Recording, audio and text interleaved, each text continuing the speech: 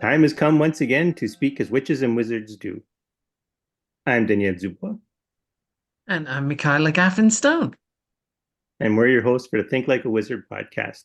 Welcome to season 2, episode 13, Return to the Fundamentals. She's always a good place to go. Yeah, well, the first season is only like three and a half hours of content and less episodes. Only 7 episodes. So we have much more episodes now and way, way, way more content. And so for, new listeners that have come on, or even for people who've been listening from the beginning, it's nice to have a refresher because maybe some of the way we spoke kind of they can't see how to connect what we're speaking about with the fundamentals. So, but you know what? Okay. I'm gonna talk about what inspired this.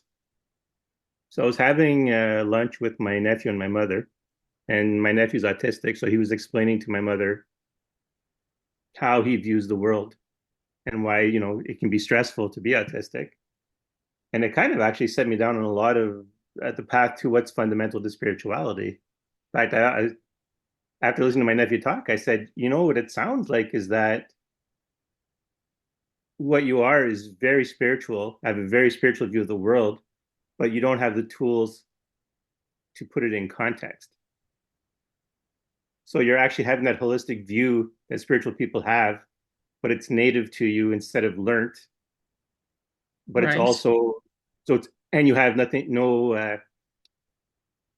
way of grounding yourself in the sense that I mean.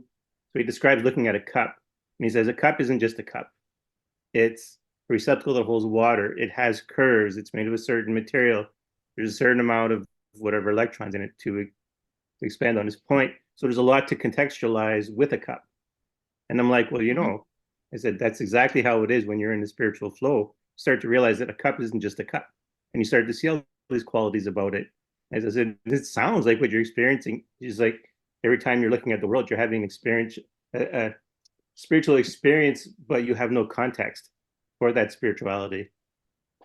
It's also easy to see, I would say, from what he was saying, Mm. how that would be overwhelming Yes. because there's so much. You're not just Mm-hmm. looking at a cup, right? Right. And if the cup is part of a whole set, and then there's other things going on, and there's different colored foods Mm-hmm. on the table, and then there's Right. music, and then there's art, and Mm-hmm. then there's, you know, it becomes this massive input of sensory stimulation, Right. and that requires some careful navigating, Yes. which the rest of us that are just sort of burdened, if Mm-hmm. you will, with all that input all the time, don't understand why somebody else could be overwhelmed by that. But when you're looking at it in detail, that person is basically paying attention in a way Mm-hmm. that the rest of us can't hope to. Yeah. It's like it actually kind of brought up a discussion of indigo children and crystal children, if you're Okay. familiar with that. You're going to have to explain that one for the listener, I would say. Yes. So for I'm trying to think when it was first brought up. So I guess I'll start with crystal children so crystal children are uh, the next spiritual level in humanity, I guess is the best way to describe it. They're born to a more pure spiritual view of the world. Okay. But if you just drop them into reality, their sensitivity to the spiritual and how people interact, they have no mechanism to cope. So they need a bridge group, which is the indigo children who have a firm root in the material world, but also have the expanded spiritual perspective. And so they sit between what the crystal children present and what the old world or what the previous world or current world brings to understanding is a simple way of looking at it. And they started showing up theoretically with the silent generation. And then this might be me overthinking it, but I think so. The generation that we're referring to as millennials are at peak indigo children. And then the following generations are when the crystal children start filtering in larger amounts. And funnily enough, that more or less works with the way you've presented it with human design. Mm. And the crystal children would be the reflectors, which is 1%. And in human design, the generals, the Mm. leaders have typically been manifestors up to Right. this point, but it's changing.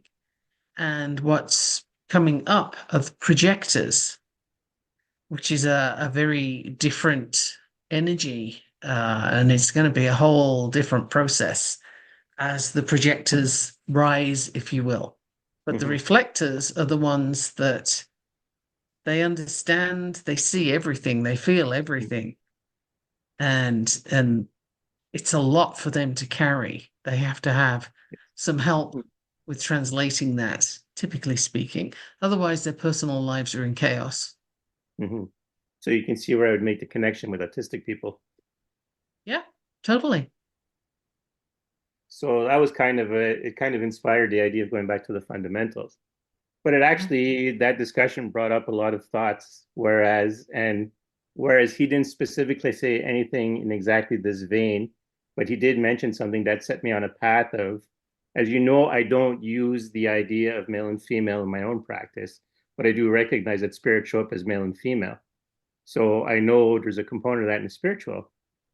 But in my discussion with him, it dawned on me how we recognize male and females, how it manifests in the material world with material bodies, but that the male and female dynamic is something that predates our physical existence. It's just how we see it now is how it manifests when you give it a material face to it. Yeah. It's a thought But I what? started working with, so I'm kind of Okay. So that's something to consider. And I'm not giving assignments as such mm-hmm, yet, but for the right. person who likes to do the things, Mm-hmm, that would be a good thing to journal on mm-hmm. and just see what comes up.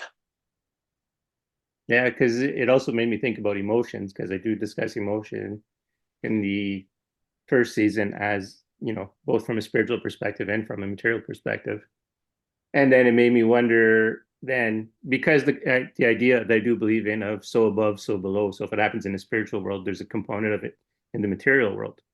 And so then I also looked at it from the perspective of, because I always looked at it from the perspective of how we express spiritual things as human beings is from our own perspective, and then we just tack it onto the spiritual, even though a part of me always understood the notion of, whatever creates something puts itself into it. So then that's where I kind of came back to the idea of, well, then there's a male and female, what the spirits would consider a male and female energy, force, whatever. And then, like I said, that's how it manifests in the physical world, is how we see it. But emotion's the same thing. So whereas physically, right, we have our body generates hormones which latch on to receptors, and that gives us basically what our emotions are, at least how they manifest to us.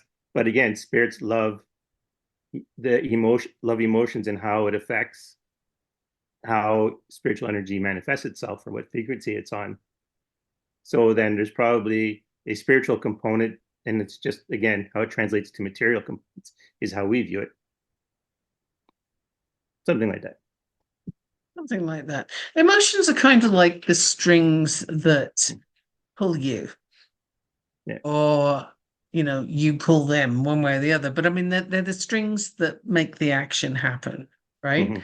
we respond to things based on our emotion about them, which is all to do with you think something that creates a feeling, you go into your emotions, you act from there. That's typically how we work as human beings.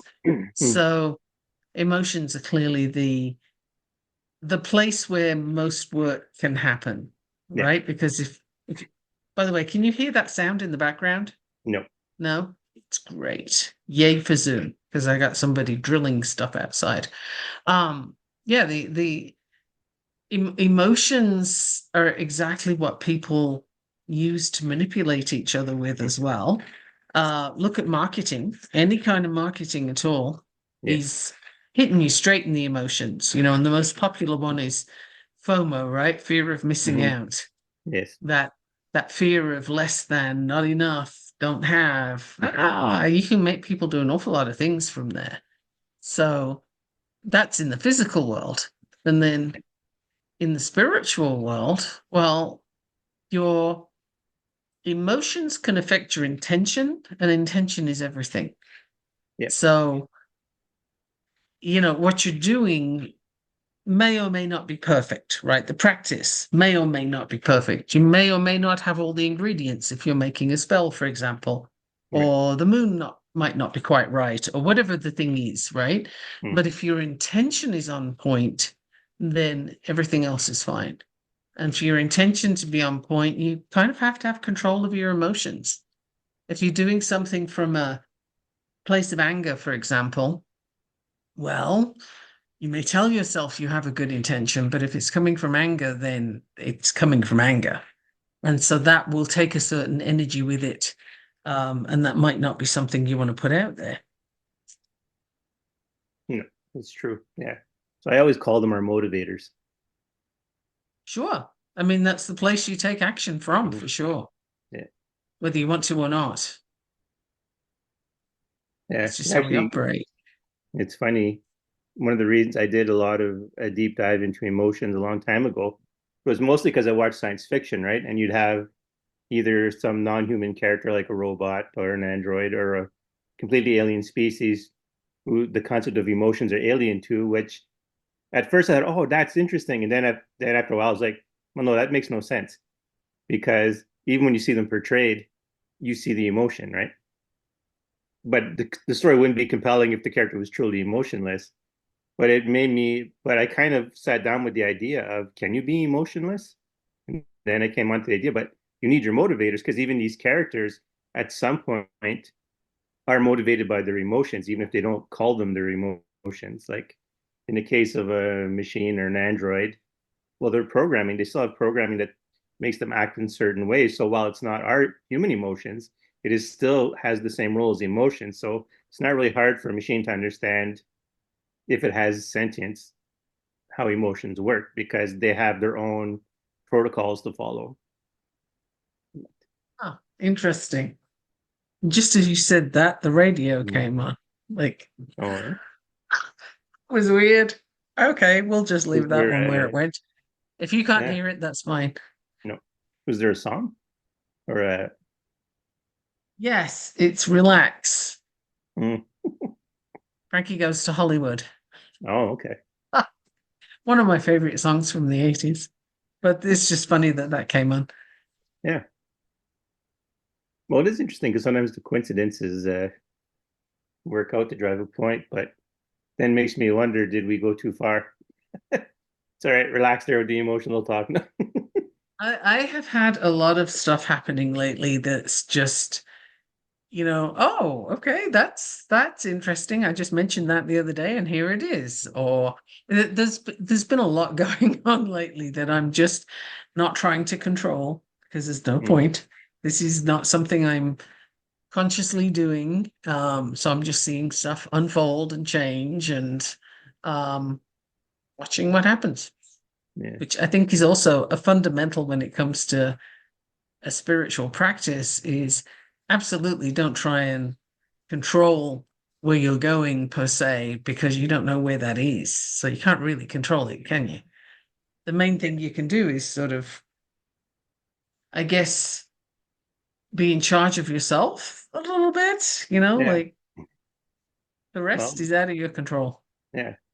And as I've mentioned before, that's exactly how my spiritual practice works. Even though I do have my moments where I look for something of like, where do I have control? How do I make these things happen? But it's always and again, as I had my, while no formal contract, basically my pact with the spirits I work with is whatever you need me to do, I'll do. So I don't control what's happening. I just, oh, this needs to be done, then I'll go with it. Provided I mean, how smoothly it goes depends on how smoothly I understand what I need to do and how willing I am to do it. Actually, to the point of, and I might have already mentioned this, that if it's something I wouldn't normally do, I don't get enough information to know. So then I just follow along and hope everything's good. Right. Well, I think one of the things that trips people up the most is needing to know how, Yeah. because we can't know how. And if you fix on a particular path, and even if you're talking spiritual now, if you're Right. choosing a direction to go in, so you want to do witchcraft and you're all about using water, you may be missing something else Yes. that's important for you to include. So that's something to look at. Why do I want to go this one way only? Is it really that you can only do one thing? If somebody's listening to this podcast and, Mhm. and they're Christian, for example, Right. does that mean that you cannot do anything else? I would argue that we are all multi-potentiate Hmm. beings. We can do many things, and anything that says you do this and you can do nothing else, I would look at that with some very careful Hmm. sight and really consider why that would be, because I would argue that you can identify as many things and do many different approaches. Everything that comes up requires something different from you. So how flexible are you? Um, and so in a spiritual practice, needing to know how isn't really the point. It's just being open to finding what's next. Yes. It's I don't know if I was going to mention this. It is amusing though, like where people don't understand sometimes their motivators or they feel ashamed of their motivators because of either how they feel society will deal with them. But I did have a discussion and someone was mentioning sort of a vision they had, but they were reluctant to mention it because there was a sexual tone to it.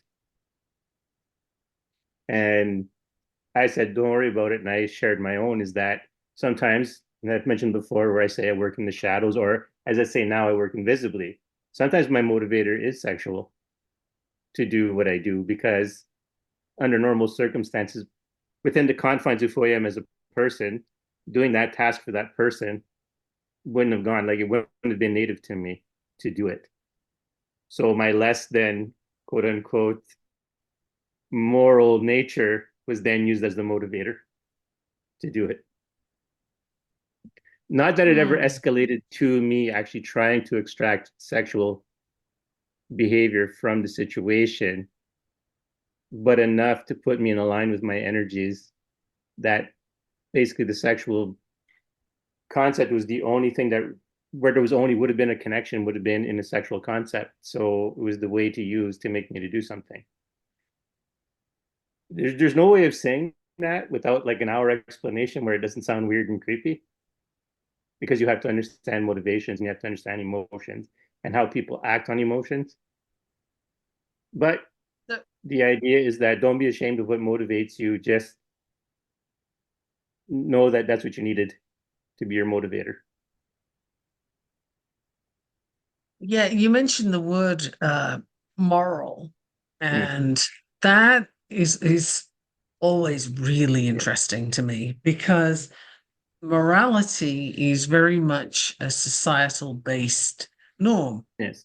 right? And what is moral in a polygamous society, for Mm, example, is going to look very different from a monogamous one, from a polyamorous one, from you know um, different countries, different times.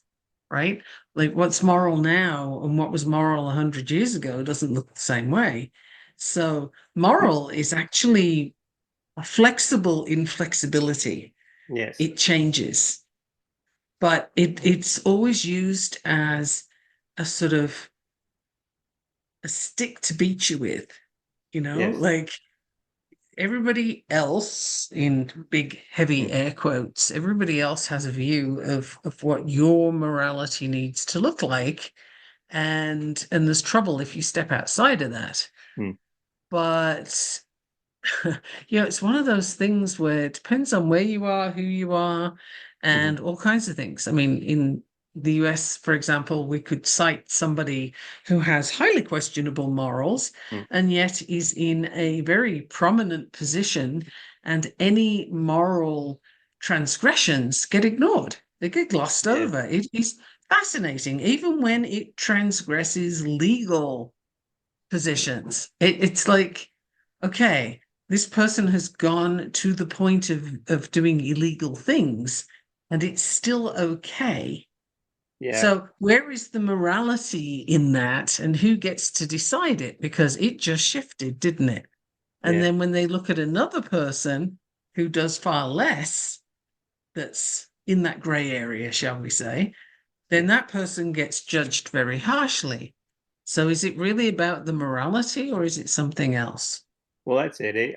I'm still kind of treating this like as if our audience is so broad that I'm dealing with non-spiritual people Uh-huh. in my presentation. But the reality is that random people aren't jumping on this. Oh, not for long. Yeah. Not for So long. They're going to be like, who is this? yeah. So I'm still putting a cap on my language in to try to keep those people on board.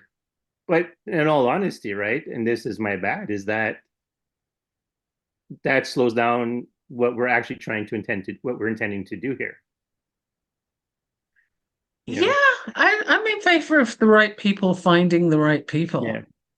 And right, the term being used as fitting, Hmm. um, compatible. It doesn't have to Yes. mean correct. Just Yeah. that the people who are still listening Hmm. are probably the right people. Yeah. What I suspect, because at the moment, when I look at the stats, it is the same.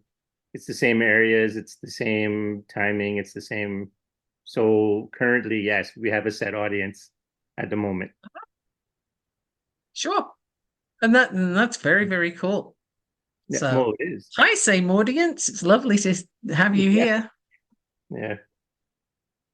I'm trying to figure out who it is who's in Lexington, Kentucky, because they're always the first one to download. So it's probably because they're subscribed and then it just comes on automatically. But they're always the first one I notice. So I was trying to figure it out. Who's in Lexington, Kentucky that I might know? Because some of the audience, I have no idea who they are because they're from places that I don't know anyone. That's fine. That's the nature of a podcast. Yeah. Yeah. My actually, So it's that's funny. akin, knowing who they are is akin to needing to know how of something. It's Mm-hmm. just not, it distracts your energy from what you're Yes. actually doing. And if you're worried about who's listening and in keeping them here, then Mm-hmm.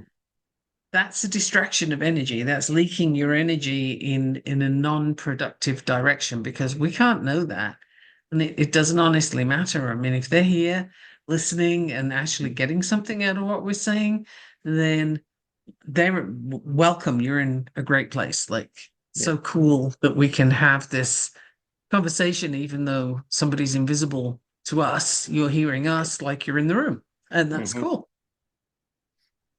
It's funny because I'm saying that, and for you guys listening, this will be already the past by the time you hear this podcast, but for us, it's in the future. Presentation I'm making next week, you're not going to be under the impression that that's my issue because where I'm going with it and how I'm drawing everything together and how I'm practicing it. The presentation will not have those issues in it. I will report back for everybody Yeah, because I'll actually, be yeah. I'll be there. Mm. Yeah, it's interesting. But it was also some things came. those discussions actually came from the fact that I'm making that presentation. And some of you will be happy to note, and Kyle will probably be happy to note, when I decided on what to talk about, I gave options. So I didn't actually decide on the final topic. I said, here are the things I can talk about. And they said, what do you think? And then they chose one, and I was like, am I really prepared to talk about that one? And I said, you know what? That's what I'm doing. So, You know, the way you've just said that, it makes me think of something, and I'd love to know anybody listening. Have you had experience, people listening, with not necessarily knowing if you're prepared or not, but just doing the thing anyway? And then if you did that, did it work better than it would have done if you were prepared? If you haven't done that, do you want to try that? It's not an assignment, it's a curiosity, right? Because um to give a sort of real historical example from what I've done, the first time I went to speak on a stage, which was at MIT, I was all nervous about it, of course, first time. And I had notes and I practiced into my phone, and I recorded everything and it was fine. It sounded just like an audiobook, which is very ho-hum if you're standing up talking in front of people. And I just couldn't make it work. And I tried and I tried and I tried, and I just couldn't get it to be better than that. And I got to the point where I said, you know what, screw it. I'm just going to use bullet points. And I had two talks to do. So I did bullet points, one talk, one side of the paper, bullet points on the other side of the paper for the other talk. And then when I went in there, armed with my piece of paper, first thing I did was put the paper down on the podium and never look at it again. But I'd rehearsed it enough that it's not, I can't say I was unprepared. But then later that year, I did a talk at UCLA, and that one, I was sick actually.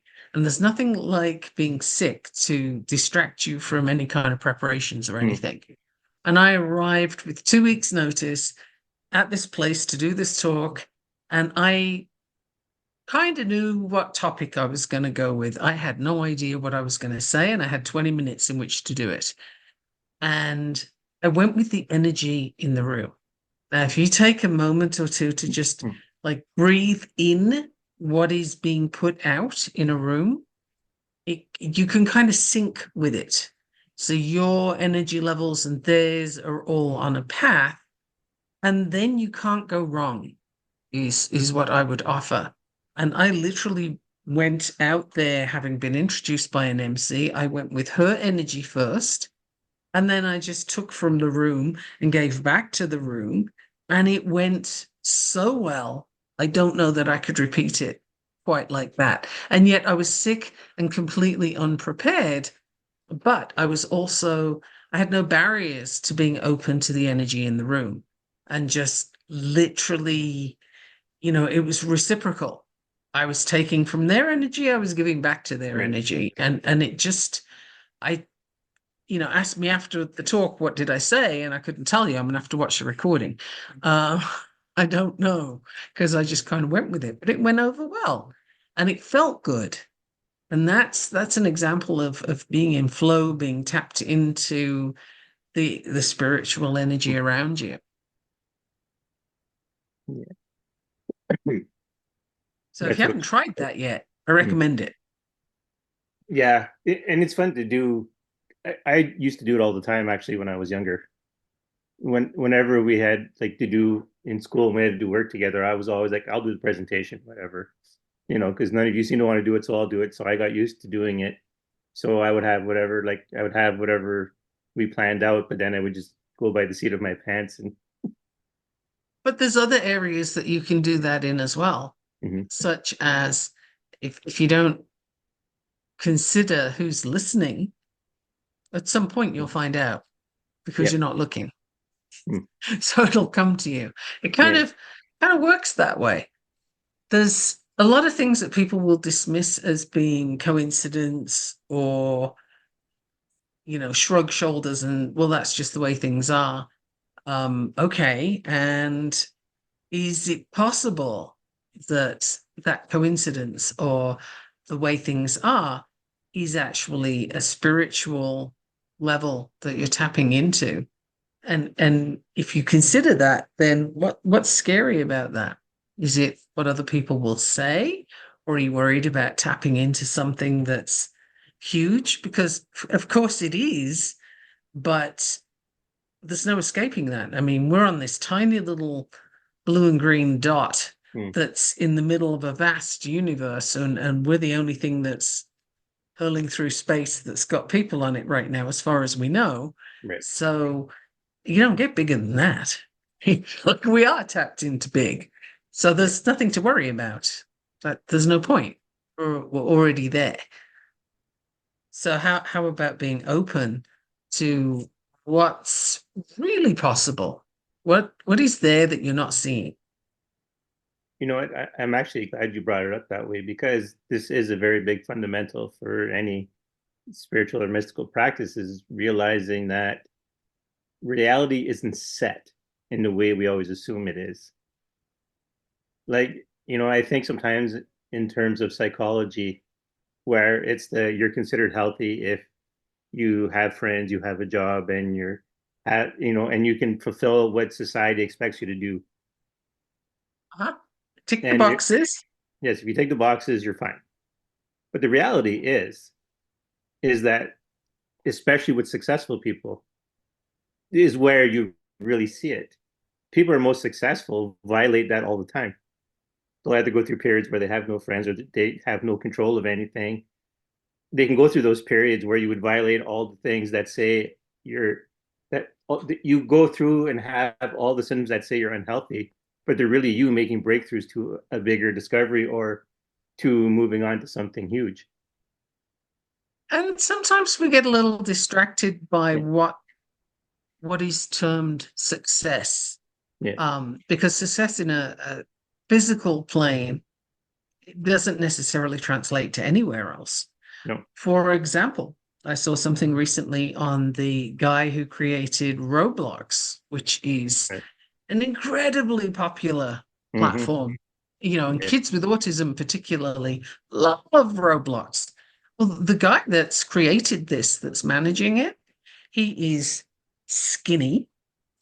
He is young, very young. He looks like he hasn't seen sunshine in about 5 years and Mm-hmm. probably hasn't. Right. And he's at his computer in his bedroom, which looks like a hoarder has been in there for some time, or squatters have gone in and wrecked the place, and it's cockroach infested. And he isn't paying attention to any of that Right. because he's fully into his computer and creating Roblox. So, from the person who's looking at this computer program, he's wildly successful. But Yeah. if you come in and look at how he's living, Mm. well, now whose definition are you using? Because he's perfectly happy with where he's at. Yeah. He sees no reason to change anything, nothing around him that would horrify a great many people. None of that bothers him. So is he successful? Well, he would be able to tick the boxes of, are you happy where you live? Yes. Are you happy with your work? Very. Do you feel connected? Sure. I'm connected through the computer Yeah. and so on and so forth. So those questions are kind of arbitrary. It's a bit Mm. like doing an IQ test. Yes. All an IQ test does is it says you're good at taking IQ tests. Yes. It means jack otherwise. Like it doesn't mean anything. You can have these brilliant scores and be completely socially inept. So is that a good thing? Like, yet we use these scores to mean so much in people's lives. However, it doesn't mean that, right? So we get confused with sort of rules and physical earthly plane type things that simply don't translate for practical purposes. They really don't. If you ask somebody who's very religious, is witchcraft perfectly safe and natural and something that, anybody that's into nature does? Or is it of the devil, Mhm. And you're going to get different answers. Well, again, whose boxes are you ticking? Yeah. Like, who gets to decide which ones are correct? Yeah. We get lost when we try and value the one, which is the spiritual, according to physical plane rules. Yes. It's there is sometimes the irony of people who are very spiritual having the context of living in what otherwise would be a very considered materially impoverished existence. I remember listening to a podcast and a man was sharing a story how he had gone through a bunch of tribulation spiritually, and he was sitting, and in this case, I think he was in Vancouver, so British Columbia in Canada for people who don't know, and he had met up with a homeless man, and and the homeless man had he had been homeless for quite some time, and so he had medical issues going with it. So he had tics, and he had his nervous system at some point had taken some damage because he had tics and things like that. But that homeless man, like the guy said, you know what, I'll buy you something to eat because he had always been raised to be kind to people. And actually, that guy fixed some of his problems that he was having on a spiritual level. But he lived most of his adult life, or at least at that point, he had been homeless for quite some time. But yet was, according to the guy sharing the story, was the great reservoir of spiritual understanding, even spiritual ability. But there was no material gain for his spiritual enlightenment or his spiritual capacities. Yeah, I think we just confuse that the two things need to go together Yeah, somehow. I mean, Neil Donald Walsh, who wrote the Conversations with God books, right.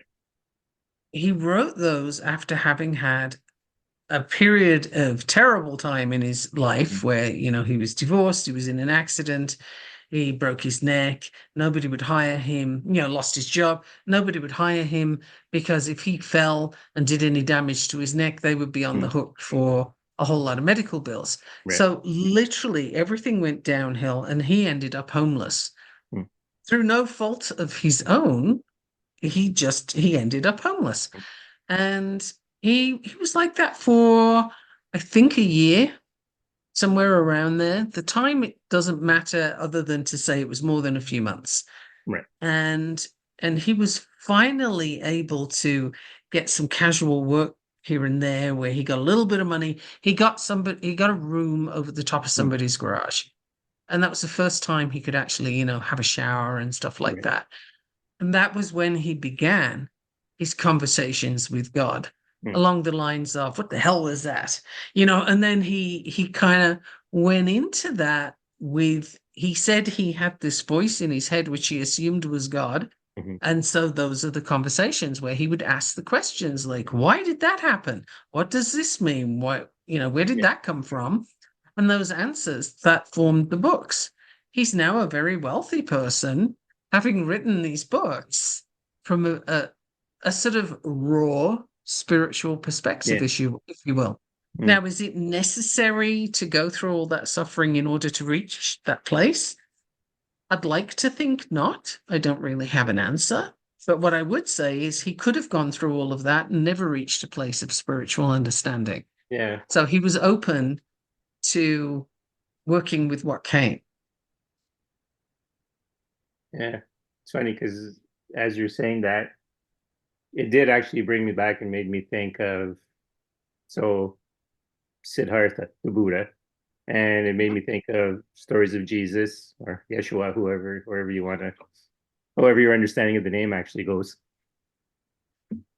But yeah, there's always a tale of some kind of hardship before you fully unleash the spiritual. I don't know if that's necessarily true, if it has to be that way, but I think it doesn't hurt to have that Well, perspective. the thing is, what it's got in common is an ego death. Yes. And I think that is necessary.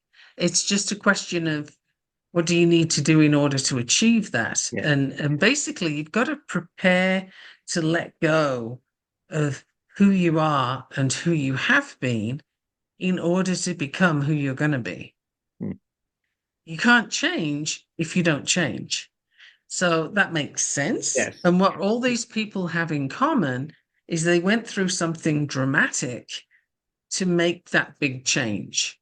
Yes. So you could potentially make it easier on yourself and not have to have those Yeah. huge experiences. I don't know though, because what often happens, for example, somebody with childhood trauma Mm. can, and yes, trauma comes in many shapes and sizes and what have you, but I'm talking significant trauma.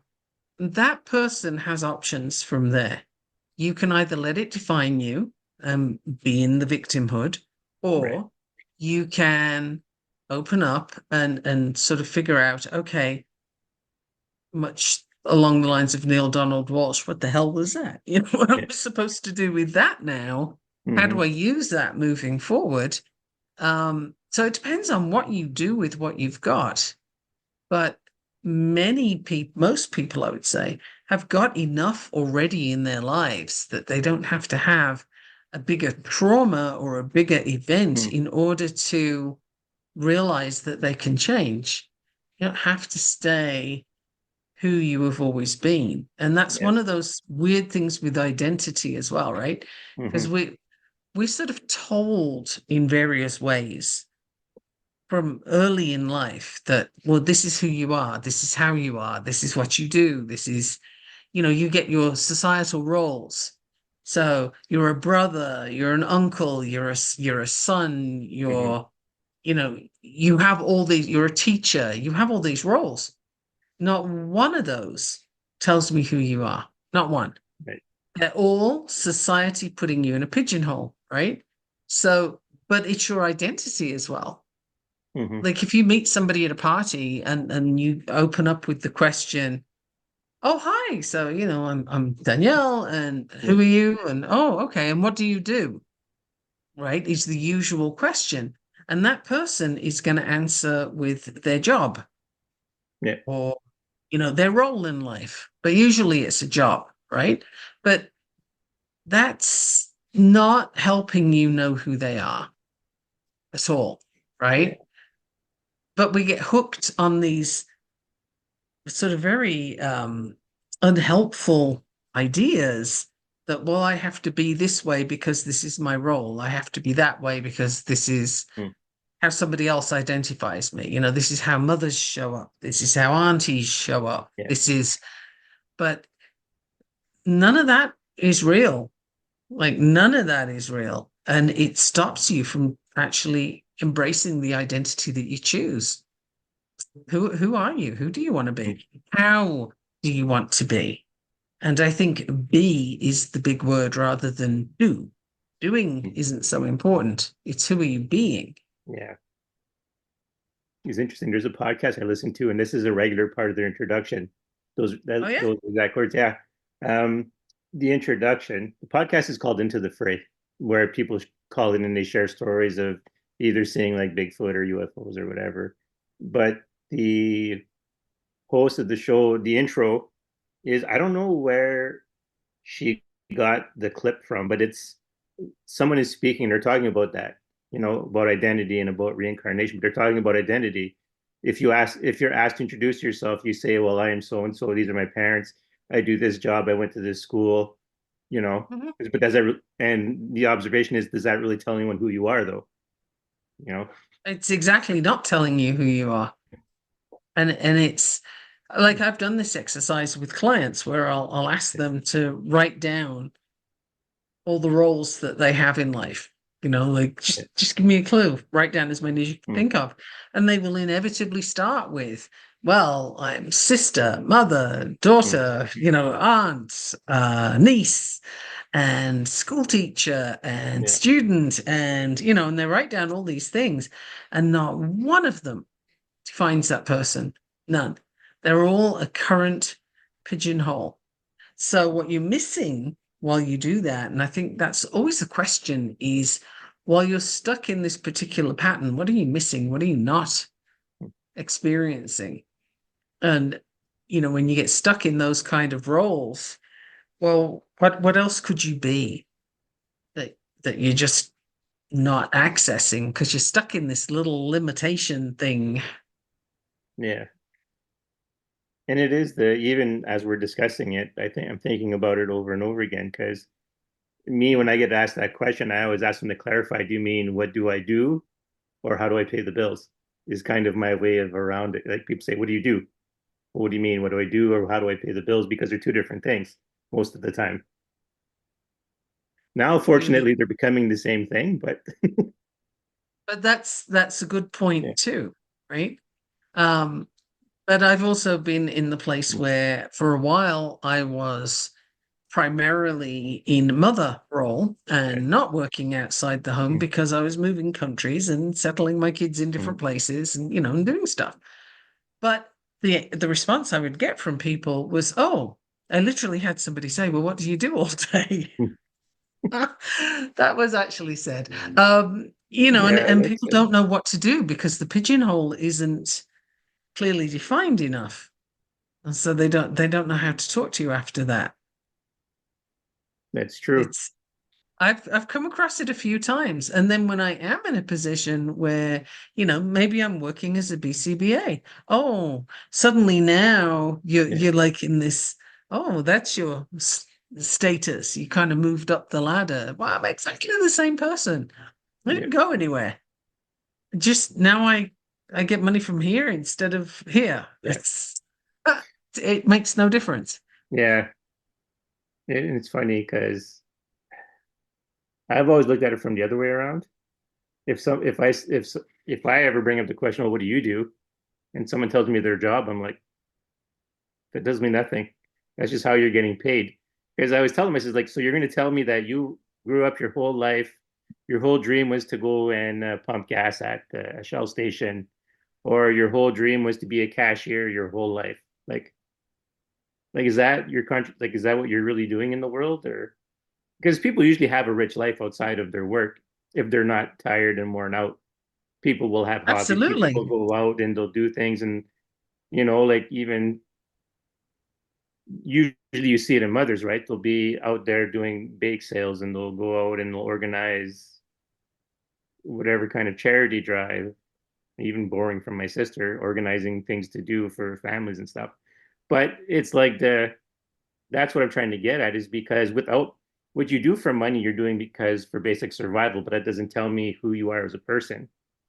I mean, it can have peripheral, like, because what you end up accepting does have some description about you, but it doesn't describe you enough to let me know how you are in a positive sense. It lets me know what kind of person you are when you're down.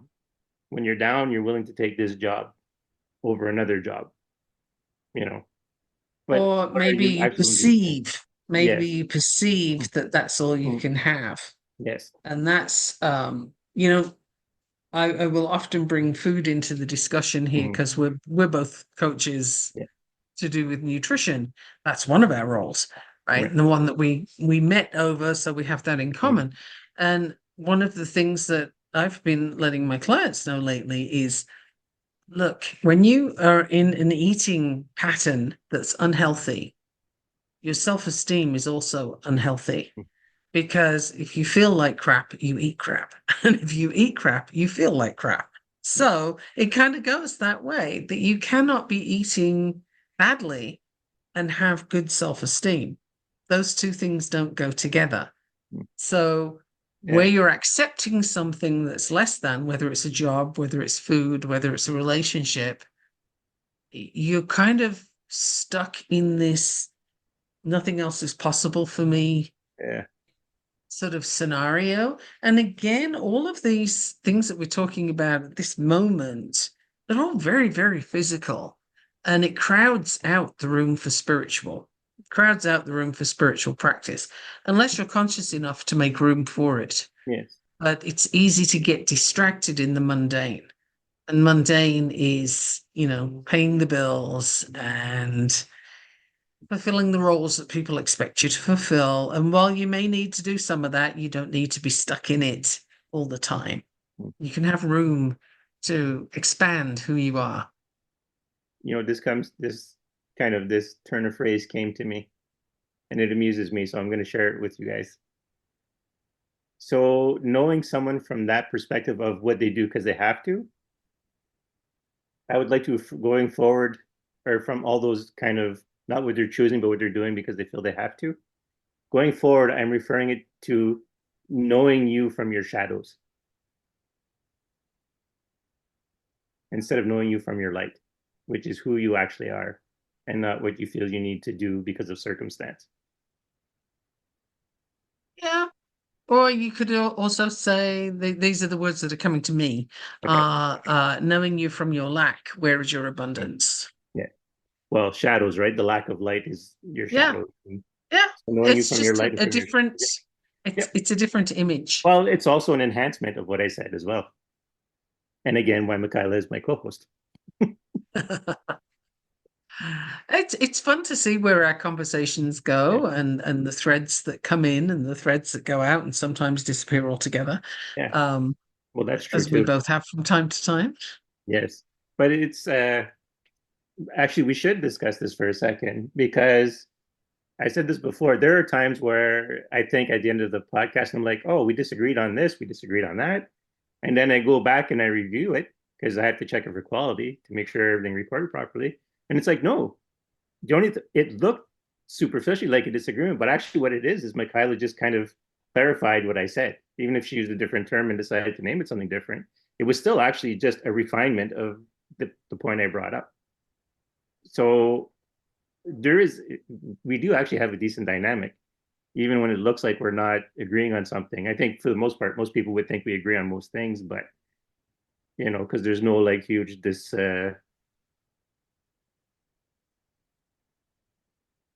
we don't come across as having disagreements anyways. There are too many that I can think of. None that I've noticed, but I mean, that doesn't necessarily mean that we need to always agree. No.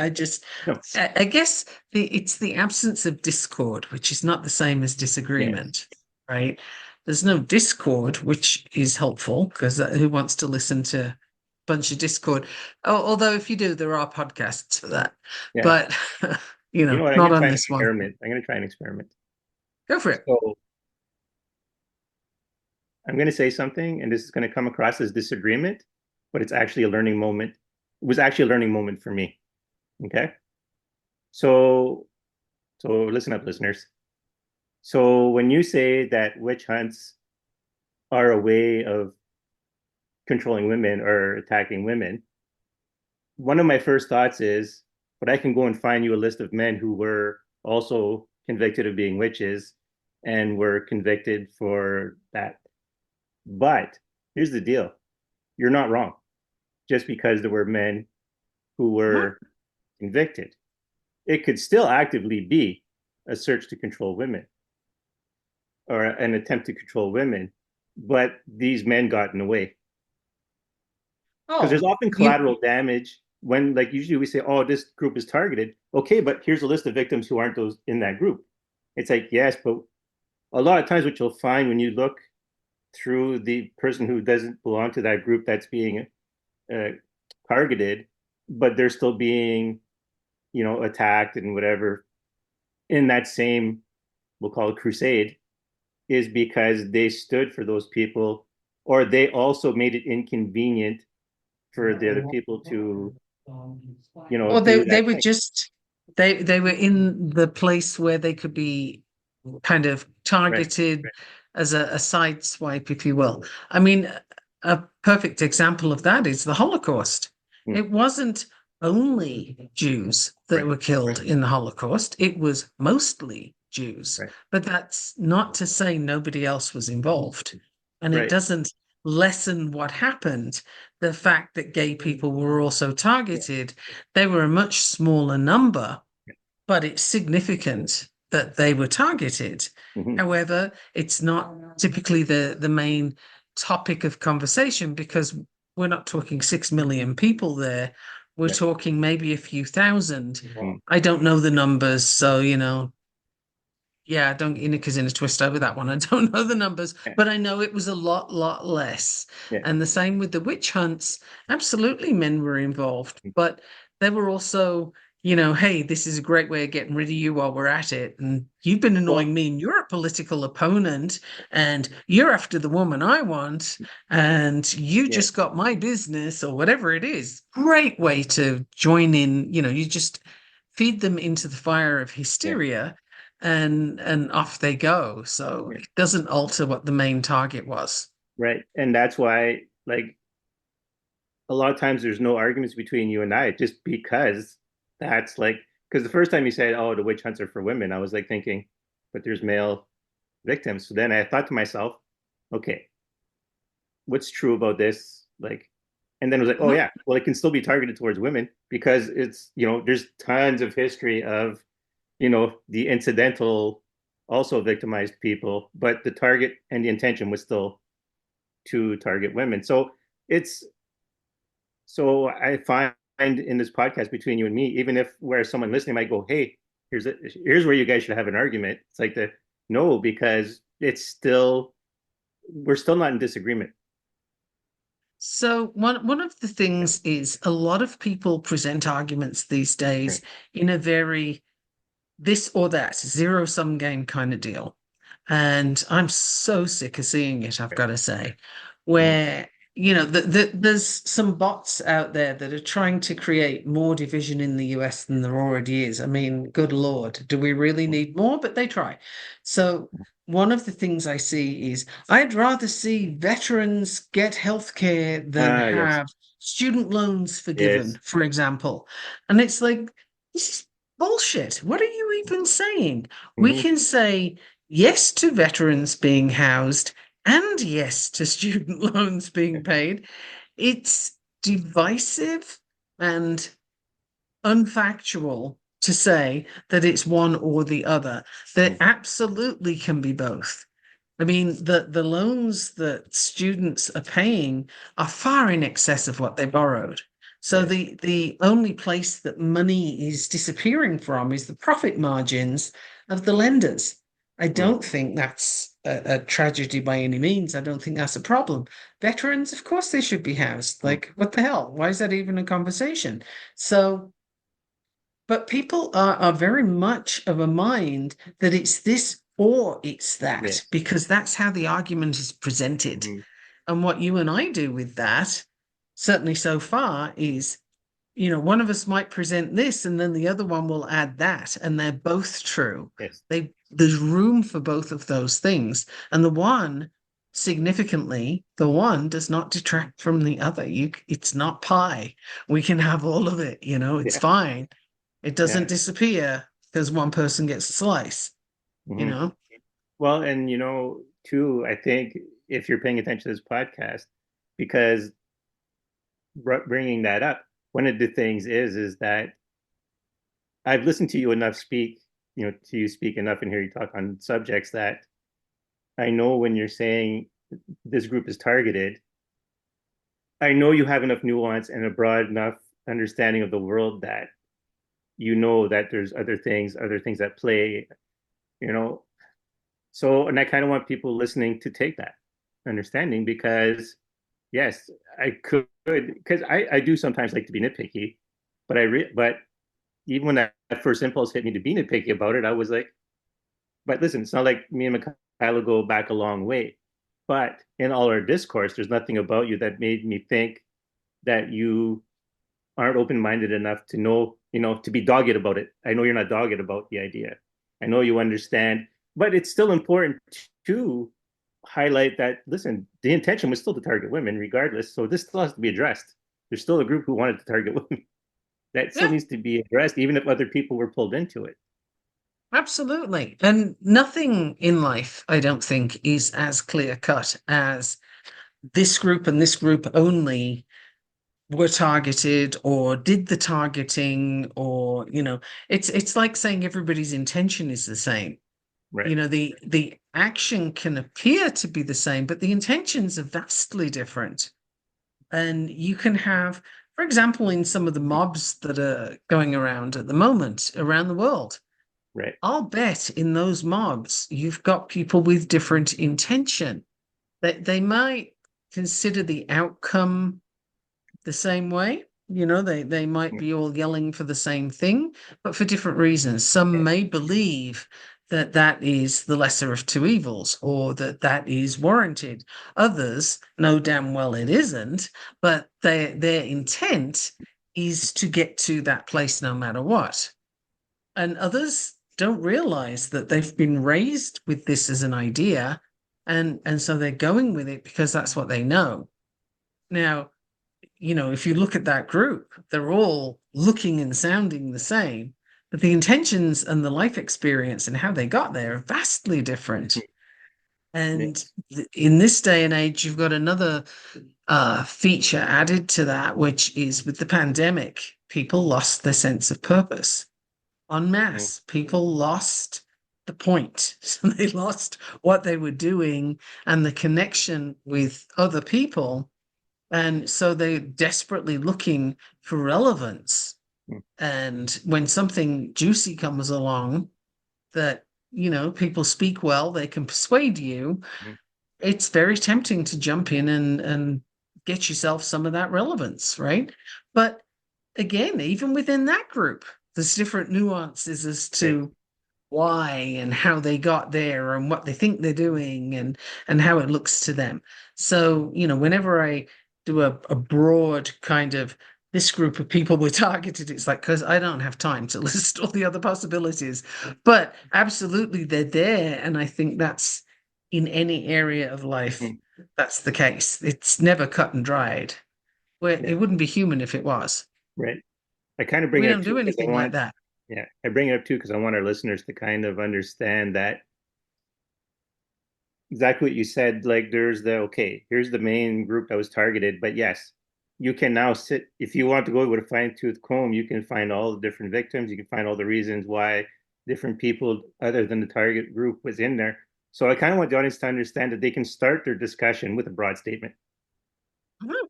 but be prepared Absolutely. to go down to drill down to what needs to bring it out. Because, like, really, how else would you present it? You can say a bunch of people were victimized for like, for their practice of witchcraft, or at least the accusation of the practice of witchcraft, but then you don't get the whole story across either. It's a lesson I had to learn, Right. actually. The other thing is I find when conversation goes into a sort of whole bunch of disclaimers, like Right. I'm not saying this and I'm not saying that, and I'm aware of Yes. such and such, you lose every word is a piece of energy that just disappeared. Yes. You lose the focus on the point. And I think any study that you do, any diving in after that point is awesome. And I would love to hear about it. Like, when it comes to this was victimizing women, it wasn't just women who did witchcraft. And even when it was, witchcraft is basically working with nature and using herbs to heal people. So why are you going to kill somebody for that? Yeah. Um, well, if it threatens your church, maybe you will. If it threatens your livelihood, maybe you will. I don't know. There was a bunch of reasons for it. Yes. But why were the other people who got caught up in it, why were they caught up? That would be really interesting because maybe, and this is just a thought, but maybe some of the men who got caught up in the witch trials, maybe they were practicing witchcraft and somebody was genuinely concerned about this, genuinely thinking it was devil's work, and so they were burned for those reasons, whereas the people pulling the strings knew damn well that wasn't the case. But Yeah. they weren't doing the dirty work; they were sending people out. So how well they'd convinced them might show up in who they pulled in, right? Right. Who did they select? Was it just vendettas, or was it genuine? Like, I'm expecting this witch to turn me into a toad now, you know like where were they coming from? And that's pretty much how I describe the crowd, the mobs that we currently have. It's the same thing. They've all got different Yeah. perspectives that have been spoken to by some very clever orators, Mm. and they're pulled into what looks like a unified cause. But I would argue that that's never the case because human beings aren't like that. Mm. Yeah, it's funny because I brought it up because relating it back to fundamentals, you can't start a discourse by hitting every detail. So that's why it's important for the listeners to give feedback and to ask questions as well, because we might have started off with a statement and there might be a lot of nuance that we don't cover necessarily in an episode because the episodes would go on for a long time. It would get very distracting. Yes, and Yeah, sometimes we no, repeat things a nuance few is times. But distracting. yeah, but it's Nuance so is distracting. But I think mhm, questions are always good. yeah, Like questions are great. Judgments are a pain in the ass, mhm, but questions are really good because if you're bringing curiosity, which by the way is incompatible with judgment, so if you're bringing genuine curiosity, then we can all learn something. And I think that's the ideal. That's what we're here for, right? Nobody knows everything. Nobody needs to be the expert. I don't think anybody is the expert. Um, I could be wrong. I haven't considered it, but it's just not important. And I think that's one of the things when you're talking about fundamentals is distinguishing between what do you need to pay attention to mhm, and what's just fluff, like yeah. what's just getting in the way and distracting. We have Well, so many yeah, distractions on this freaking planet right now. It's crazy. And social media is one of them, but it's the obvious one. mm, We find distractions even without it. And the more externally you live, the more externally you look for validation, um, externally you're looking for a sense of identity, like my job is this, my role is that, da, da, da. All of those are external. None of those is about you right now, who you are here on this planet. What are you doing? Anything outside of that is a distraction. right. So we kind of have to work in that to some degree, but your first place of interest has got to be inward, not outward. Yes. If you don't know what's going on inside, how the hell are you going to deal with what's going Mhm. on outside? Yeah, 'cause it's funny because in I finished the module now on divination tools, but that was the thrust of it was we're doing all this so you can know yourself so that you can better understand when you're actually having a spiritual experience versus just a regular mundane one, or that you're not getting in, or if you're getting in your own way.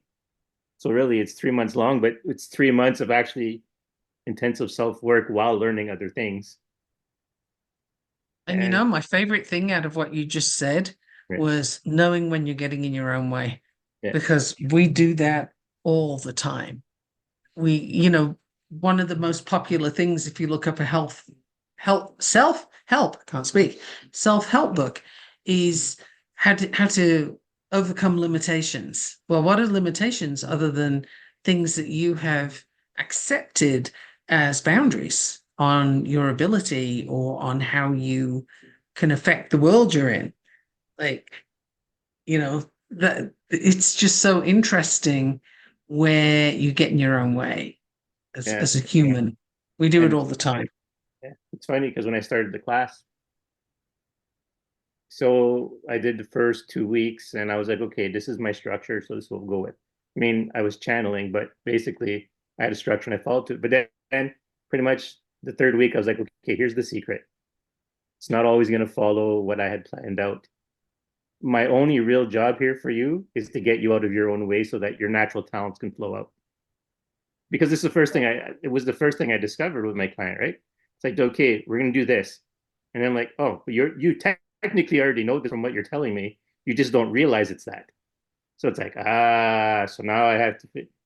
So this is the crux of it is I'm actually just getting you out of your own way so that you can let that talents you already have. Because really, in all honesty, in spirituality, you're already spiritual.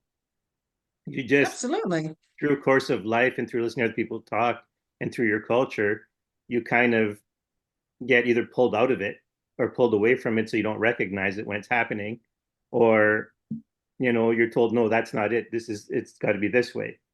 So basically, in the teaching, although I do things to give examples and what to look for. The real reality is I'm just saying, don't worry what anyone else told you. Just live your moment, live your experience, and that's how you get your authentic spiritual situation. That's how you develop your spiritual skills. And it's one of those things that's so much easier said than understood. Yeah. Um, I totally get what you're saying, but I also know how hard it is to get what you're saying because it's once you experience it, it's like, oh, right, it's what you said. But until you experience it, it's just words that Yeah. don't necessarily land. And it's so hard to build any kind of bridge. You just have to trust and experience. You know, it takes me to something I come up with in human design all the time, and that is intuition. You know, Mm-hmm. some people will say, "Oh, I'm very intuitive." So I say, "Yes, we all are actually very intuitive because this is the basic thing that you arrive with as a human being. The question isn't, are you intuitive? The question is, how heavily has your intuition been squashed? Right. Because as a kid, you might know that you want to do this thing or you don't want to do that thing or you want to go here, don't want to go there. You know, you may instinctively shy away from a person that you're told you have to hug. Well, your instinct, your intuition was correct, Yeah. but convention, making your parents look like good parents, Mm-hmm. got in the way. And so the message you receive is it doesn't matter what you know, you have to do this thing that other people are telling you. So you don't count for as much as societal norms do. That's a very terrible message to give a kid, but we all do it. It's how society works, and that's where people pleasing is born. Yeah. Um, but you have your intuition. You knew it as a kid. You know it as an adult. Whenever you go and do something or you go somewhere and you say afterwards, I knew I shouldn't have done that. Right? Like all have instances where you can think that. And Mm-hmm. you're like, oh yeah, I knew that was wrong. And the feeling that comes up with that, which inevitably does, there you go. There's your intuition. You're just used to not listening to it because you've been told, use your head. Think about it. Is that logical? Does it make sense? Well, your head is an observatory and a library. It's the part of your body that pays attention to human existence. It's neither here nor there. It's not where you make decisions from. It's not where you understand wisdom from. But and it's certainly not where your intuition lives. That's actually in your spleen. But it's like we get taken away from that as kids because you can't control somebody who's following their intuition. And as a parent, you can't know that they're safe when you don't know what rules they're following. So you kind of want to keep your kids safe. And if you're a teacher, for example, you got to control that classroom full of velociraptors, right? So how are you going to do that? You're going to squash their intuition, squash their inner knowing, and make them follow the line. Yeah. It's funny because my mom always feels defensive whenever a bunch of us will talk about spiritual stuff and I'll share a story from the past and she'll feel guilty about something. And I'm like, listen, here's the deal. Yes, there was a time where I was resentful of both you and dad.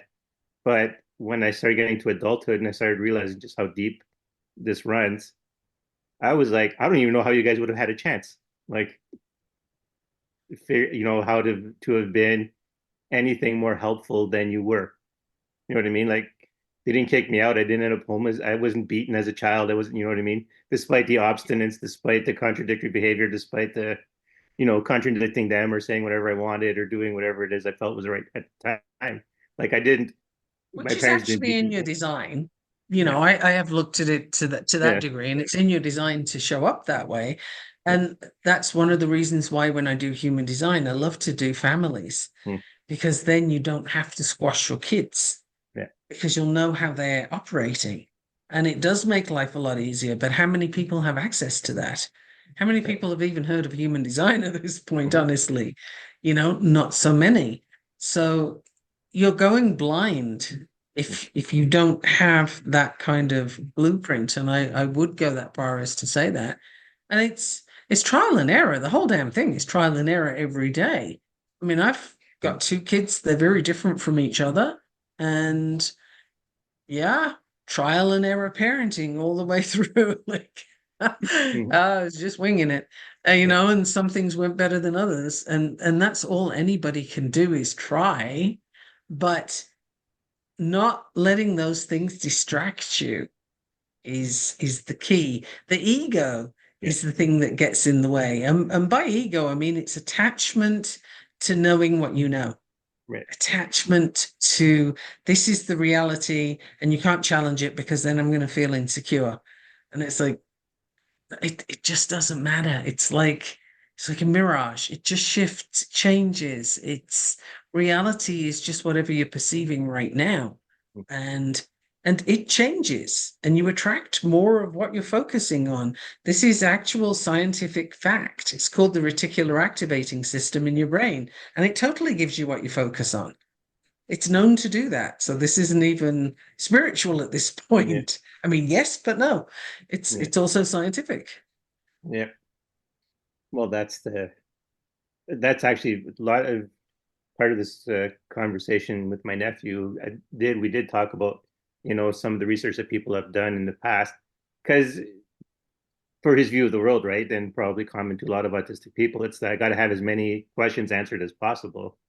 And so we discussed one of research that was done on, when someone's looking at you, like, so that was right. The premise is when someone's looking at you, Well, remember I had watched a documentary where they had two different researchers who had two very different set of results. The difference, the difference was their methodology. The one research, like it was basically the same thing. A person sat in a room and another person was looking at them through a monitor. So there was no cues in the environment to tell you someone was looking at you. Okay. So it eliminated all that stuff. But what happened is the one observer or the one researcher there was nothing better than chance. And the other researcher had a high amount of hits. So beyond chance hits. And then they were asked for the purposes of the documentary to switch their methodology.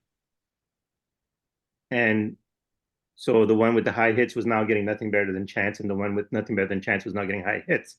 The difference between the two was one methodology was just to be closed off and watch impassively. Mhm, And the other methodology was to think at the person, I'm looking at you. mhm. And so the person who was thinking at the person, I'm looking at you, got the most hits. They're the most successes of the participant knowing they were being looked at, whereas the passive observation, right, had the lowest. Interesting. Oh, Well, I'd and like to see that. that's one of the problems in spiritual studies is that it's not just the participants, but the researchers also play a role. Because, like I said before, and I've discussed this before, the idea of the spiritual immune system, whereas even though you're not consciously in control of your spiritual self, you're still your spiritual self. So it still, in the very least, has defensive functions and it still wants to help you move through your life. So if you're an observer and you want the result to be negative and you're hell bent that the results are going to be negative, you interfere with the research because your spirit self is still intervening with what's happening. And that's a classic because it'll be from the researches I've looked into, some of the observation notes later are that the person who was tested failed at the testing, but then when left to their own, when they think they're not being observed, they have a higher success rate of doing whatever the task was. Oh yeah, definitely. I But mean, that's reality, right? Like I my own self in track and field, my longest jump for a long jump, I did in practice, and I was never able uh-huh. to reproduce it. But you know, it Well, you but know that basically saying, it's you nothing, should right? see me. You know that saying, you should see me when you're not looking. Yeah. And what's the other one? Dance like no one's Mhm. watching. All of those things, you do more and you do better when you're not distracted, basically. But tuning into other people's vibrations, yeah. I mean, have you ever come across an energy vampire? Yeah, that was Because, also Portuguese. Lord, Yeah. those energy vampires for the uninitiated, and if you really don't know what one is, then I'm really hoping that's because you haven't met one. But an energy vampire is the person who can be around you, and they're probably quite lovely to talk to and all the rest of it, but you feel utterly drained when they've gone, and it's hard to replace that energy. Certainly by what you usually do. So, for example, if you've got an introvert, Mm. then that it doesn't mean introverts can't hang out with people. Totally can, but it's not where you get your recharge. Your Right. recharge is on your own. An extrovert will be recharged in company.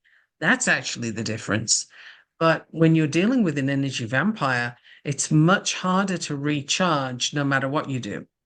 And that's one of the clues that you have an energy vampire. That's one thing. And then the more you spend time with them, the quicker you get drained. Mm. And it can literally take like 5 minutes and you just need to lie down for a couple of hours. And it could be a colleague, like it doesn't have to be anybody that's that close. But energy vampires, if you know one or if you've met one, by crikey, now try telling me that it doesn't exist, that this vibration between people makes a difference, because spend time with an energy vampire and you will never need to ask that question again. Right. It is utterly exhausting on a soul deep level. Yeah. It's interesting, right? Because people can be temporarily vampiric too. I know I had one relative, she's passed now. I was in the hospital one time for surgery, and they're like, "Oh, she wants to come visit." I'm like, "Keep her the hell away from me."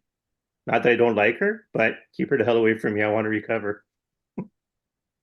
It's You got to know where and when you can put You those know, people. But yeah, because yeah, it's not that she wasn't kind, but her kindness was out of desperation. So it was always draining. It was always taking the energy, and I was just like, if I'm sick, don't bring her. I want to right. recover. I don't want to prolong my recovery. And I wonder if I haven't really explored this, so I don't have an answer for it. But I wonder if the energy vampirism comes from, like, I receive so much lack, I have to take yours. Yes, It maybe that's it, or I have maybe examples yeah. in my life of people like that who they were at Okay. very low parts or low points in their life, and they were basically a black hole of spiritual energy. Even this came at a point where I was playing, I like to call them energy games with people, and we were doing like, you can like knock someone over if you have enough energy, you can push someone down. And so this person was skeptical and said, "You can't do it to me." And I'm like, "Okay, I'll give it a shot." And then as I started to put the energy out to try it, I could just feel it being sucked in. I'm like, I can't put out enough energy to knock you over because you're so hungry for the energy that I can't put enough Right. out fast enough. Yeah. Yeah. And I mean, think about, and I'm aware I'm probably opening a big can of worms and a whole bunch of people are going to get mad, but okay. Fine. And that is, think about spending time with somebody who is depressed. Mm, I give you 10 minutes and you're going to start to feel the same way. Your vibration gets sucked down to that level, that low level of vibration. And does the depressed person want you to feel the same way as them? No, they're probably not even thinking about you because they're too depressed. right. But it's what happens is you get sucked into that low level of vibration, and it's awfully hard. And this is why people are so conflicted around people with depression. You often see these social media posts like, "Hey, if you're depressed, know that you can come and talk to me." Liar. It's Mm, not true at all. It You want it to be true, mm, you mean it in the moment, and it's a lie. It's not something that you can actually do, because unless you are completely dissociated, you will be pulled down. And yeah. I know I've worked in psychiatric hospital. I know what I'm talking about here, and it's a tough place to be, mostly because of the pull on your energy. And talk to anybody who's worked in a psychiatric hospital at full moon, and they will tell you that there's, first of all, a big verbal punch up between the nurses on whose turn it Mm, is to deal with the full moon night, right. because it's brutal. and the energies are affected, and it's a lot more dangerous to be in one of those environments for full moon. Like I've done it, I've been there, and it's harsh, but the energy in a place like that is charged, and it's kind of swirling, but it's a very heavy pull, very heavy pull.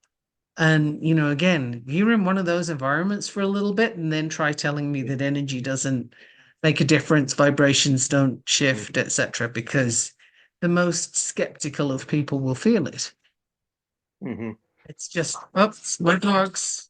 Sorry about this. All right. I'm gonna mute. You keep talking. Okay. So Kyle's not talking, so what can I say? So yeah. So one of the joys of going back to the fundamentals, because people can take your energy and affect your flow, it is good to have a solid grounding in your energy. And that, what was I gonna say? I'll give you an easy tip, right? The easiest way, no, producers of the show say no. All right, what do they want? You know what? I guess they've gotten so used to just letting Michaela do whatever she wants that Well, they're not I'll making. unmute, but you may hear some background noise. I'll do my best. But I'm it is for funny though. people that It sorry. is funny that they do like to let you go, and they don't feel any need to stop you from talking. And then, but there now I'm talking. But yeah, the flow, something with the flow. You're stopping me again. Why are they stopping me? Yeah, they're saying let Michaela talk.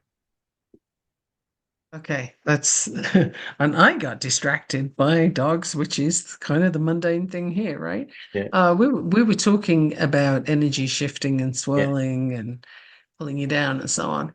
And it for sure does. And I had somebody ask me the other day, I was at a marketplace, and this woman said to me, I'm very Christian, but I want to know about the crystals. And do you think crystals have energy? And I said, well, yes, absolutely. All rocks have energy. And she's kind of looking a little consideringly at me. And I said, well, okay, if you take some granite and you take a Geiger counter and kind of scan the granite with the Geiger counter, it's going to tell you that there's a whole heap of radiation being given off.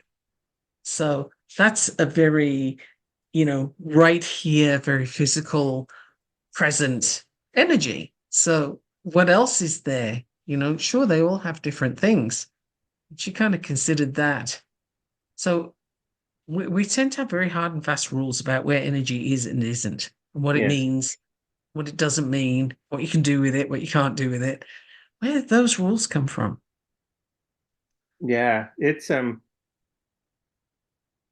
making me actually think about my presentation next week because since it's related to food and the properties of food and energy, Uh-huh. not that this is going to be a preview because this is going to happen. This is going to show up after the talk. So one of my main proponents is that cells of your body house your spiritual energy. So you're not truly dead until all your cells are until your cells have become metabolically inert. And so part of my presentation is that okay, well, living cells are batteries and channels for spiritual energy, but so is water, and so is crystals, especially those with high electrical potential. So basically, when you're experiencing high electrical potential, you have a sense of you have the potential for a spiritual experience. Now, I know from a skeptical perspective, you can say, well, yeah, the electricity functions on your brain, the electrical field or the magnetic field, and electricity affects your brain, probably stimulates the right part of your brain, and therefore gives you your spiritual experience. But like I said, from what I've noticed about energy and people being alive, or even when they've passed, as long as they have a body, there's a spiritual presence. As long as the energy still exists in the body, there's a connection to be made. I'm not quite sure how this fits in with the fundamentals, but it will be a fundamental for my discussion. There you go. There you go. Well, But there's definitely a difference that you can see. I mean, I've seen enough people die and be dead that to see the differences that occur over a period of time. And in fact, we would have a certain amount of time that you leave somebody be before you do anything to them. Not in case they wake up, because you're pretty sure they're not going to do that, and you can, you know they're not going to do that. But you just have to give time to allow that change to happen. yeah. And it's one of those things that in the medical profession, it's typically not talked about that way, but we all know why it's happening. It's just it's what you do. And you know, there's a certain time period that you allow for energy, Mhm. soul, whatever you want to, whatever term you want to use, to do what it needs to do. Yeah. To Well, shift, change. to give you a preview of the talk, because I am going to be discussing the fundamentals, to give you a preview of the discussion, I'm starting it. Well, I'm going to start it with first putting people in a position to receive the information properly. So we're going to do a bit of a meditation kind of a thing to start off. But I'm going to open up, starting the discussion about it with the death of a medicine man I knew. So when he died, I was like 18 when he died. And so when I went to his funeral, one of the things I did, I felt inspired to do, was to just let my senses drink in the spiritual energy left from his body, to just see what it's like. And what it felt like was there was no weight, dried out paper, like especially old paper. It's basically lost all Mhm, its humidity, and if you touch it, it breaks. That's what it mhm, felt like from an energetic perspective. But as I let my senses go further, I saw what amounts to a golden cord, similar in concept to, like, people say when you astral project, you have a silver cord that connects to your body. This was a mhm. golden cord. And so I followed the golden cord, and then there he was, but absent of his identity as the person he was ready to move on. But he had collected all his energy and was ready to go. So even though his body was still there, the cells were still metabolically active. He had plucked out all of the spiritual energy and was ready to get out. He was just waiting for people to say their goodbyes. Right. So that was, as I call it, this is the cleanest death I've ever seen. I don't know if that's the proper wording for it, but it was beautiful. It was like, if I was the kind of person to weep at that kind of stuff, I would have shed a tear. Like, that's how it was, so clean. It was so precise. It was just like this guy was ready to go, you know. And then, so as you might imagine, I was inspired to also do this with to see how other people were. And the common thing I found, right, is that one, energetically, most people feel heavy, and but you can feel the energy release, slowly Hmm. releasing as the cells die. So the person is still who they are. They haven't released their identity, and they're still stuck to the plane, because the body is still technically alive, but the brain isn't. And so therefore they can't use the body anymore, but they're still stuck to the body until it releases all its energy. Or they learn, or they have enough understanding to pull the energy out for themselves. Now, a cremated person, that's a weird one.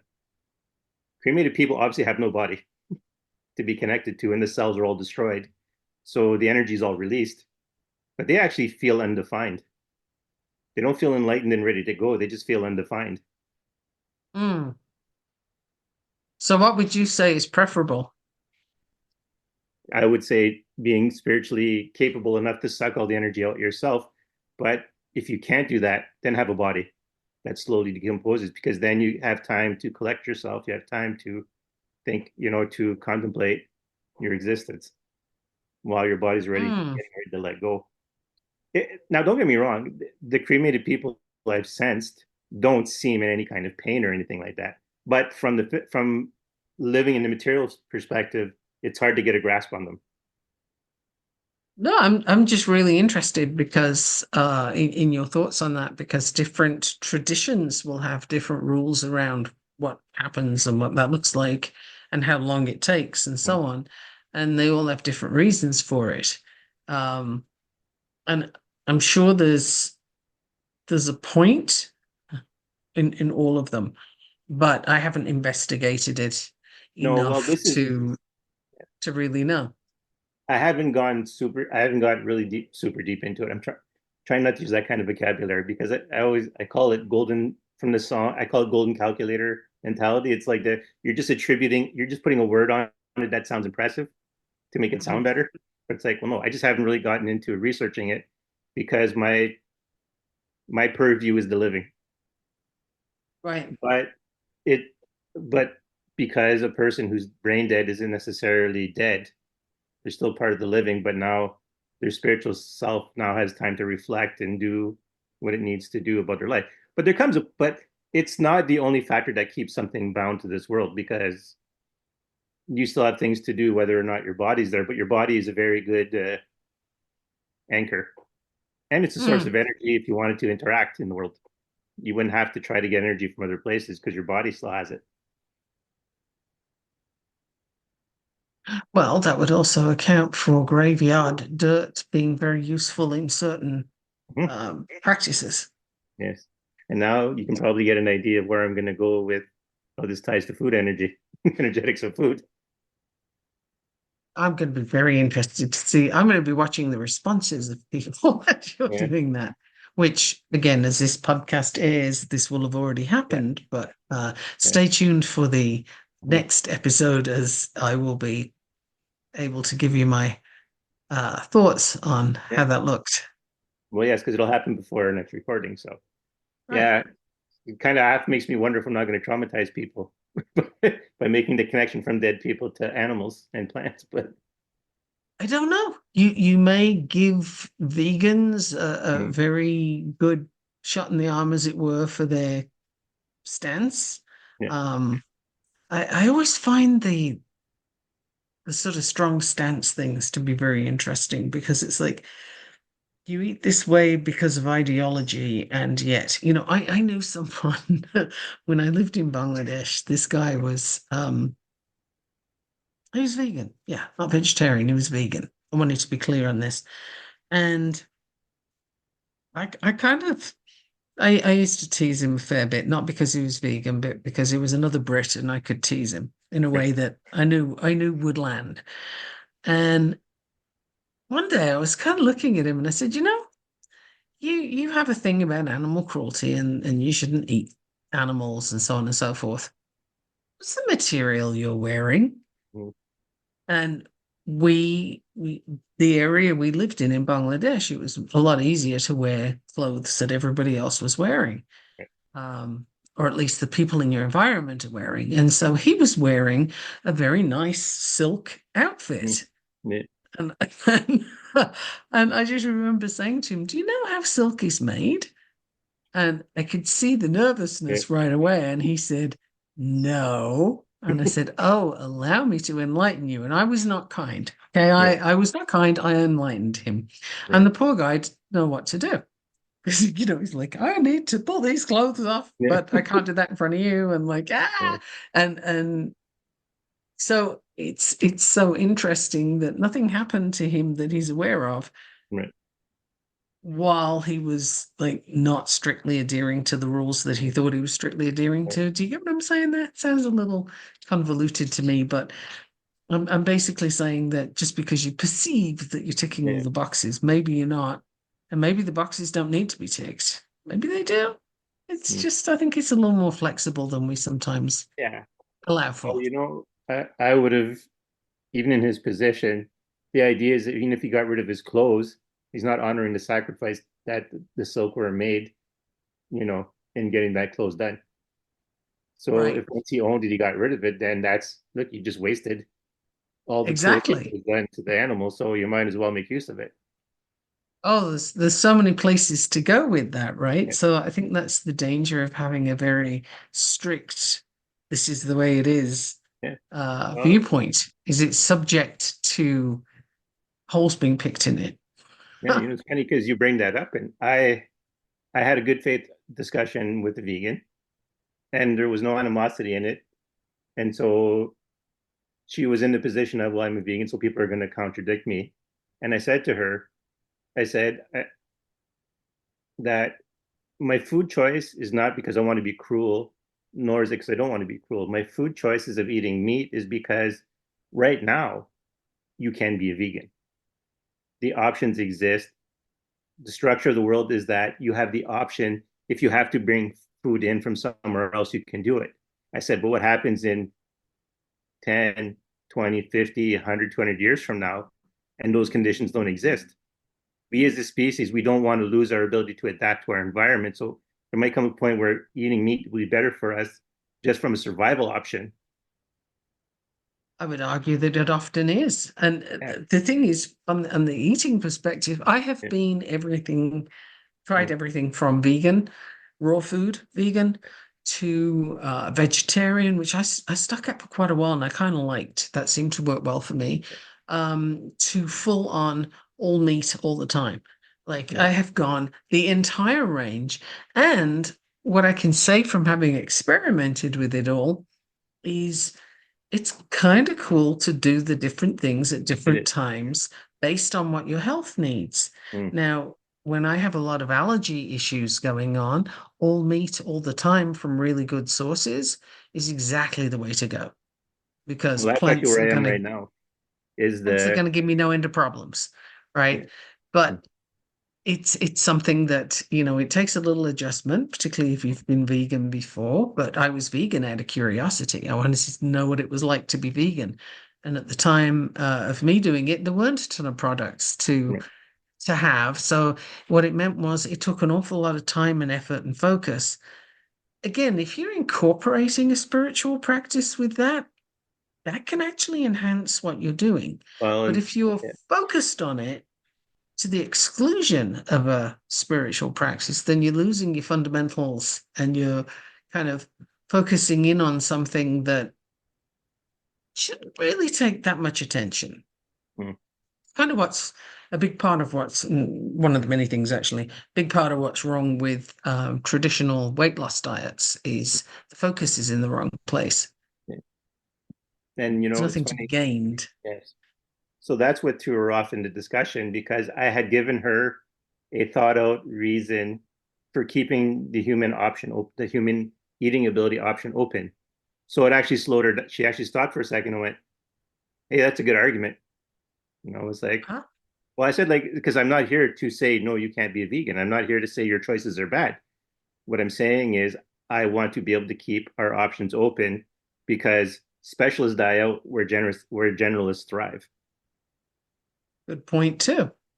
So I said it's not a And moral thing, or I think anything is good or bad. It's the I want the species to survive, so I want to keep the our ability to digest proteins wherever may be. I want to keep that open because what now you we can be also did vegan. But yeah, in terms of behavior, yeah, what you also did was a pattern interrupt, which yes, is you said something she wasn't expecting, hmm, and then you threw off her script of how she's going to answer you. She's kind of it's a bit like what happens when you have a major life event that's disastrous and you sort of recalibrate and maybe go into a spiritual journey or whatever the next thing's going to be. It's the same kind of thing, different scale, yeah, right? A pattern interrupt is what that is, that big event. And you can work with a much smaller pattern interrupt, mhm, but the endless loop that people get stuck in, that needs to be broken, shifted, changed, disrupted in order to let something new in. And that's a fundamental, like nothing else is happening until you do that, hmm, or you're aware that it's possible. yeah,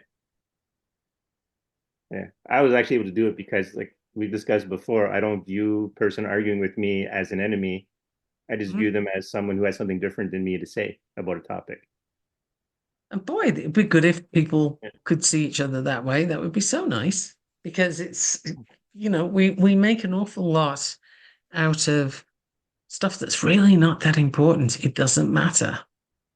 There's so much out there that we get distracted by, like that thing I mentioned earlier, the intentional political divide. I'm pretty sure it's bots. I don't think it's a person putting effort into this.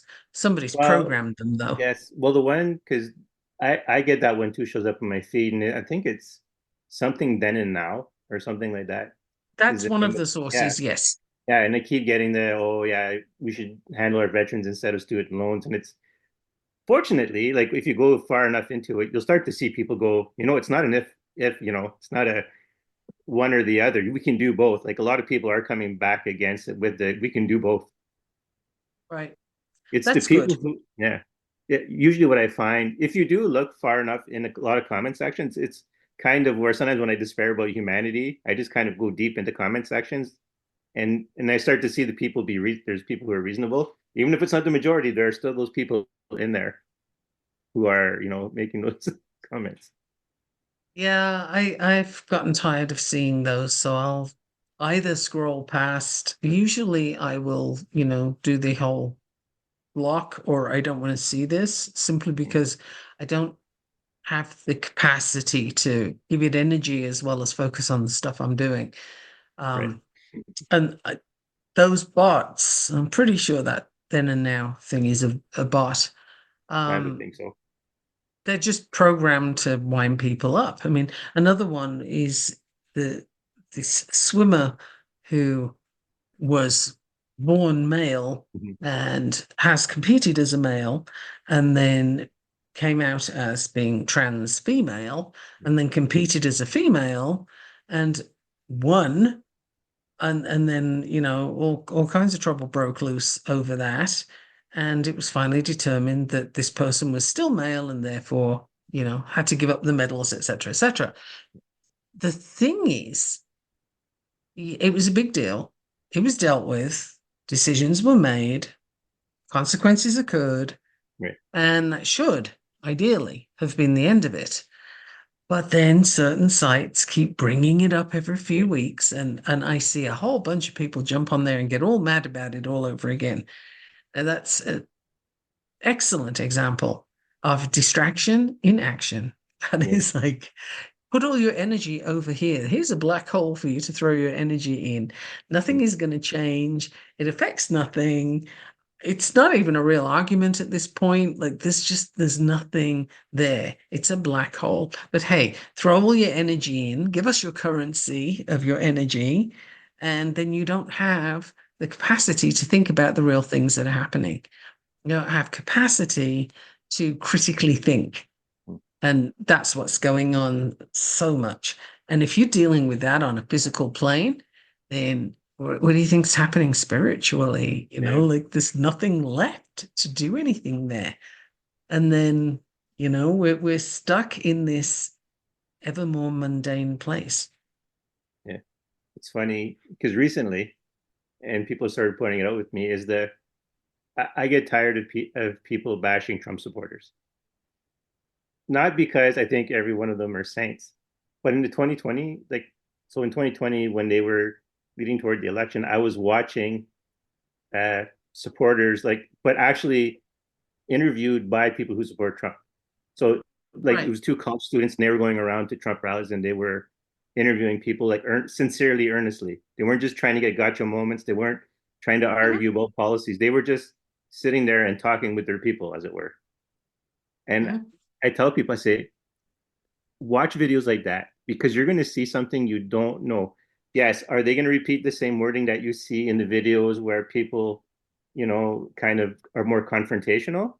I says you're going to see the same people, but you're going to see them as human beings because they're going to be approached as human beings and not as a target for ridicule or as a target for contradictory or trying to convert them. Because what you get is a sincere bunch of people, and you really see the disenfranchisement on a lot of the average Trump supporter and why they vote for Trump. And it's actually really sad because I say these people who they're showing on camera, I would have chosen if I was trying to ridicule Trump supporters, I would have chosen these people. But these people were being treated like human beings, and you can feel the disenfranchisement on them. So I kind of like it's not that I think every Trump supporter is a saint, but I can see them as human beings. So I Mhm. kind of get pissed off when people are like, "Ha ha, Trump supporters are so stupid." I'm like, listen, sit down for a second and pay attention and really see them as human beings and why they might support him. You know? Personally, I have a problem with sort of pointing fingers at any group, Yeah, particularly if it's one that's not my group, right. because then where are you? Like, why are you doing that? What is the need? If you look at Adlerian psychology, for example, which is not typically taught in school, but it's really good. One of the things that you get from that is the understanding that if you feel the need to convince somebody else of your correctness, then it means that you're trying to have that person be lower than you in the importance scales, if you will. You're subjugating them and imposing your will on them by making them agree with you. I hope that's making sense. So the idea is my need to have you agree with me means that I am insisting you accept that something's wrong. And from that place of wrongness, put me in the place of rightness, right? So you're going to agree with what I've Yeah, said. I have to change your mind. So if you know you're right, you don't need to do that to another person right. Well, and because to you're further secure enough that you know you're right. and to go with what you're saying, it's the like you're approaching that person and you're saying, okay, listen, you're wrong. That you're Uh-huh. starting off that other person is wrong. You're not even allowing them the opportunity to well, I don't want to say save face, but you don't even allow them to have an opportunity to think that they might actually be good in some way because you're automatically putting them down. And people do interviews and they're like, say, okay, now tell me why you. But it's still not from the position of listening. It's from the position, okay, it's my turn to speak, so I can contradict you. Even if Mhm. they're going in thinking with the best intention, I'm always like, you can't just watch these people interview people. You have to see from both sides because there's questions you're not going to ask. There's points of views you're not going to have, so you're not going to reach them. You're going to get their defenses up. You're going to maybe push buttons that they're not prepared to deal with.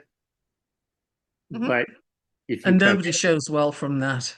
right, so like I said, there's a lot to learn from listening to people who are sympathetic with someone interview someone. And I'm not Mhm. saying like I'm not going out there and saying like the mainstream media who's does lip service for the Republicans or vice versa for the Democrat, because you're not going to get honest questions. You're not going to get a well thought out discussion. You're going to get a series of points given to you and an attempt to curate an outcome. And that's such a difficult one because I don't know where you go now to get that impartial. Right. You're going to have individuals that may be able to do it, but organizations, no, I don't think so. And certainly not news organizations because none of them are impartial. They're all heavily biased and they all have their agendas given to them and they follow them. And you can pick your source based on your own bias, and then you'll get all the confirmation you're looking for Right. from your chosen source. People don't switch sources, do they, typically? Because they know on some level, they know that the other one is going to contradict what they've just been told. And it's all done in such an aggressive manner that who's going to stand for that? Who's going to wait around for that, right? Like, you don't want to hear it. You don't want somebody in your face saying, well, you're an idiot because da da da da da. It's like, I don't need to listen to that from you. Thank you Mhm. very much. I got enough going on the planet without, And your crap. yeah, but even to add to it, right? Because even I get in these discussions sometimes where if someone says something, because the one person interviewing might be completely well intentioned, but because 40 other people have already said bad things to you, when the, what was it? And I know I said it here, but I also tell it to my relatives who ask me questions about it. I say, what's going to lose Kamala Harris an election is if they treat everyone like Hillary did, like they're deplorables. And then, my sister was showing me videos of, well, here's some speeches she made and stuff like that. And then there was one where I think it's her nieces are talking, they're telling people how to pronounce her name. And I Mm, said, stuff like that is going to lose her an election because basically the tone in which it's done is not a tone of kindness. It might have been young girls saying it, but it wasn't out of kindness. There was a very confrontational way that they were doing it, as in treating people who couldn't pronounce their name like they were stupid. So I'm right. like, if you're used to being called stupid and you see one more thing like that, especially someone related to her, all you're going to think is, and that's why I'm not voting. Like I tell people, like Mhm. you can lose a whole segment of a population because you keep repeating, and it's not you necessarily as an individual, but when 100, 200, 300 individuals keep saying similar messages, but no one sifts through what each one actually their individual position is, you can't do it, right? Just like we discussed about there's nuances in conversations, but you can't start off with like hitting all the nuances. So the Yeah, news here, people don't have time to go through all that stuff anyway. They're just going to take the surface value, and sometimes the surface value seems to be pretty clear, and so you're Mhm. not going to question it any further. And most of us, I think, recognize condescension when we hear it, Right, and so that doesn't go over well ever in the history of ever with anybody. Nobody likes to be condescended to, nobody likes to be talked down to, and that ought to be, in fact, the downfall of anybody right, that's vying for political position. You can't talk down to people and expect to represent them. yeah, Like, it just doesn't go that way. But right now, the situation is so messed up that there's a lot at play, and I think it's way more than we can see. mm, And I'm just observing. yeah. But it's interesting, right? Because and again, tying into the episode, this being about fundamentals. When you're a spiritual person and you're trying to talk to people, one, if you actually go in with legitimate conversation, you're going to find yourself loved across no matter what group you come into. If you come across as legitimate in your spirituality, people may at first tease you, but the fact that you listen, you care, and that you understand and you get it because you're actually earnestly trying to understand, you could have different political beliefs from someone. You can have Mhm. different views on anything, and you're still going to be accepted because, and to put it fairly, one of the things about human beings and society is that you get shunned because you're seen as a danger. But once you're seen, even though people may not like what you're doing and they see you as weird, once they don't see you as a danger and that you might actually be helpful, they will defend you. Like, even if they don't like what you're doing. That's interesting. I'm gonna think about that one. Now, is it I'm not everyone? No. disagreeing with it. I'm just going to think about it. Well, because of nuance, right? Yes, the people who were people, some people are going to use you for gain because every group has those people, but the majority of people won't hassle you after a while because they'll realize you're not a danger because they have other things to do with their time. Hopefully. Or maybe That they might be just a better way of realize putting it. that Yeah. they don't have that kind of power. Hmm. Or also to help, right? Well, I did actually post this week, right? Something I did a reshare of something I posted 10 years ago, and I said, contempt is the sincerest form of flattery. You did, unless you're in a court of law, as I think Yes, one of your a relatives cousin said. of mine said, yeah, unless you're in front of a judge. But the reason I said that is because no one hates you more than someone who thinks you have power over them. Yeah, probably.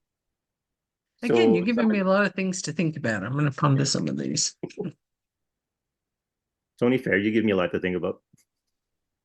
Hmm. No, that's totally fair. That's totally fair. So yeah, it becomes kind of a. It's why I also say like when you're being picked on, you have a position of power because you're being used to help someone get increase their social status. So that means you, in at least in the eyes of that person, have a certain amount of power. So take that, use that, make that, understand that, and use that for your self-esteem because that means you have value that you may not have recognized, but that they recognize at least intuitively and are using it to get themselves points. Yeah, I wonder if you could put together a whole anti-bullying thing based on that. That would be helpful because it's very much needed. Hmm. It's Well, such a difficult area and highly emotionally hmm. charged, especially for the parents, funnily enough, because Well, most of the parents have also experienced it themselves, and so now their traumas are coming up as well as their kids, and that makes it especially potent. So, yeah, that's something for you to consider. Can yeah, you put something together that parents and teachers could use? I have thought about those things. Okay. It seems I've made the description before. When you're releasing a bunch of dominoes and further up on the chain of dominoes, whatever that symbol is that just showed up. Oh, is that you? Yeah, Nope, because it kind wasn't of, me. oh, there's a thumbs up, whatever, but it kind of popped up slowly, kind of. So I kind of saw the development of it. But anyway, I've never seen that on Zoom before. Usually it's to do with an AI. Yeah, well, maybe the AI. Oh, there you go. Someone's If listening. hmm, anyway, Yeah, well, thumbs up is good. yeah, We'll take a thumbs up. yeah. So whereas it may not be my place specifically to make that, there's someone at least in my following me or in my that follows the line that might be more their forte to do it and put it out there. It's not because, and when I say it, I'm thinking it from this perspective of the am I dodging responsibility? But I'm thinking I'm not, to my understanding of my role in the universe, I'm not dodging responsibility. I'm helping someone else get to that role so that they can get to it. You could start it Yes. because based on your human design, that's something that would be very good for you to Yeah. do. It's for you to start it and then hand it off. Mm. That See, is the goal that's of most of my projects uh-huh. to start things and go, okay, here it sure is now go. Yes. So and that fits. Yeah. Hmm. So Because I also something realize, sorry, I something for realize you my to teaching consider. style also that I like to do one-on-one, so I can only cover so many people. Hmm. So the more people I can quote unquote certify in my method, Yeah, that's one way of expanding it. we'll see. I'm still perfecting it for teaching, but Hmm. Work in progress. mhm. How does that go? I'm planting trees I won't see the shade of. I won't be able to use their shade of. Okay. That's yeah, that's a good aim. So now that I cut off what you were saying, No, I'm actually feeling like we're where we need to be. Like I don't know if you have anything else to add, but I'm no, feeling like we're in the right place. it sounds good. Okay. I'm inclined not to give an assignment this episode. I think we've given some sort of sprinkled through. There are optional Yeah. assignments, right? Hmm. I'll have to watch the video again to point it out to the listeners, but that's fine. Although, you know what? I think Oh, I'm getting to a point where I want to hire an assistant because I get tired of listening to the podcast 4 times. well, Download it, get the quality of it. Okay, quality's good. Okay, mixed it. Okay, quality good. Okay, fine. Post it. Does it sound good? Okay, post. Actually, I don't even do half that anymore. I'm waiting for people to tell me if it came out bad. yeah, no, that's a lot of work. Yeah. Well, hearing a 2-hour conversation or 3-hour conversation a few times, as good as the Hey, conversation may be, listening to it a bunch of times in a short period of time is like, okay. uh-huh. Yeah, I think I know what she said. Well, I mean, I do like it from the perspective of, yeah, if I think we disagreed or we missed somewhere, where we didn't Uh-huh. mesh, and then I'm like, no, we were good. Because I was either trying to get ahead of it and trying to guide, which I should be doing at this point, which I don't do at this point, actually. I'm more now comfortable with just letting it happen. Excellent. But no, it's good. Well, Actually, it's that, one of the things that's always my goal. Just because it's that. true, right? Because I have like a desired why I think the episode should go, but I've Uh-huh. long since dropped it. But I still, part of me still goes, the episode should go like this. And then we have the Uh-huh. episode, and then it's like, all right, we're good. Did we touch on necessarily what I wanted to touch on? Nope, but I didn't write it down either. So, because I don't, I, the one thing I've learned in life doing spiritual work is that it's not always what you think that teaches someone, I think it's frequently not that. right? Like it's more of a surprise. It's a bit like okay, in medical, right? When you have a textbook about what patients look like when they have a heart attack, for example, very rarely do you get somebody who actually fits in the textbook. That's like the textbook is the middle of the bell curve. Yeah. And most people, like 99 out of 100, are going to be other than in the middle of that bell curve. They're going to be in all the rest of the bell curve. And that's pretty much how this works is like, it's quite unusual for somebody to actually follow along with the game plan Mhm. and do the things that are in the book or in the script or whatever. And it's far more common for that not to be the case. It's just that people think it should be according to the book. We get a lot of mistakes that way, like parenting books, for example. Anybody that's currently wading through a parenting book and trying to apply it, I don't care who wrote it. I don't care what's in it. Use it as a doorstop. That is the most useful thing you can do with it because I can guarantee your kid is not in that book. Yeah, Took me some time to learn that, but it's your kid is not in that book. It's not written about your kid. So, you are going to wing it whether you want to or not. yeah, And I think we could apply that generally to pretty much everything. You're yeah, going to wing it whether you want to or not. So you might as well just chill out and go with the winging. yeah. Actually, it was my answer to a lot of discussions during COVID, during the pandemic. They're like, well, the stats say this. I go, did they study you specifically taking the injection? No. Well, then it means nothing. Like, at best, I've heard people pro vaccination say 3 people died from it. I'm like, You okay, know, whether that's true or not, that's 3 people who died, who thought they were okay. statistics are amazing things precisely because of the whole bell curve and what have you. Yes. But statistics don't lie per se, but they can be made to say anything. Yeah. Well, they're a That's the reflection of problem. whatever was studied, right? Not even. No, it's a reflection of whatever you want it to look like because you just change what you're saying about it in order to get the response you're looking for. It's just But I was given simply the best. I doable. was giving the most best case scenario where everyone is legitimately trying to do things right, and it's still only a reflection of what you studied to your understanding. This is true also, but I mean, think of it this way, or as just came to me, riddle me this, Batman.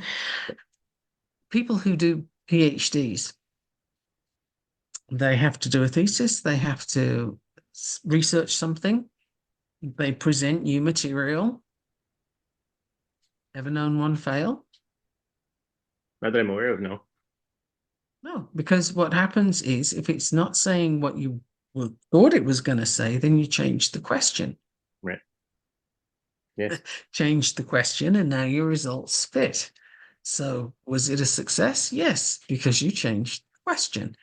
That's not the only way of doing it. I'm not saying everybody does it, but I'm saying it works to do it that way. So it's feasible. And when you're looking at research from pharmaceutical companies, for Mhm. example, it is well known, it is documented that about 40% of what they study ends up in the bin. They don't actually see the light of day. And what many companies do, and a lot of people aren't aware of, is they will take the scientific testing and the company themselves, their executive Mhm. branch, will write the results. They will write up the conclusion, not the scientists. So they'll take the information and they'll put the spin that they're looking for, they'll put that on it and publish that as a study. And it is a study. It's just that the scientists didn't write all of it. And, before people start getting down on scientists, they got to eat, they got to pay their rent or their mortgage or whatever they got. They have to find money from somewhere, and so working for a company that's going to pay you is legit, right? And you hope that they're going to do good things with your research, and that's not necessarily the case. Yeah. It's funny. Sometimes I tell people, I go, it's not whether or not someone is lying to you or not lying to you, because odds are someone at some point is lying to you. It's the why they're lying to you that becomes important. And I heard it best, or not necessarily best, but it stuck with me the most was for the Higgs boson particle. Okay. For any people listening who don't know what it is, it's a particle they figured it was going to explain why, we have mass in the universe and stuff like that. So they were calling it the God particle. And they were they were interviewing a scientist and they were talking about it, and he said, "Do you know why we call it the God particle?" And he was like, "Well, no, I don't know. Why do you call it that?" Because we want funding. And that's, and why should they be any different? Yeah. It's just like some um events that I've been at. I've seen people in, virtual events, and I've seen people in chat saying, "Well, if you're so spiritual, why are you charging money for this?" And it's like, is that really a question? Mm, I mean, did you give it any thought whatsoever? Because this person too has to be in the physical plane and make a living and, buy food and pay rent and all those things. So we tend to shift mm, blame, but also expectations yes. unreasonably, I think, and to expect scientists to be above the need for money is unreasonable, Right. Or just the not have same as it is. biases, or not have. Yeah, of course they do. They're human beings. It's just that they enjoy the process of science. I enjoy the process of science. Yeah, It's a well, as do I. blast. But it doesn't mean that that's automatically giving you some kind of, I don't know, superior morality or something. Um, Bearing in mind what I described morality as Mm, earlier, but yeah. it doesn't put you in a certain category. It's just that's what you like to do. But Yeah. people get these ideas. It's really interesting about how they put their expectations onto you. And it's like, I didn't ask for your expectation. Yeah. True. True. And it's funny because, we can almost do a whole episode on how being a scientist, actually, you can even break it down, even if people did, but given our audience, we could break it down to scientists versus people who are, well, witches and wizards, and actually see, because there's more in common than there is actually not in common. Well, I fall in both categories. And the way I see it is it's a continuum.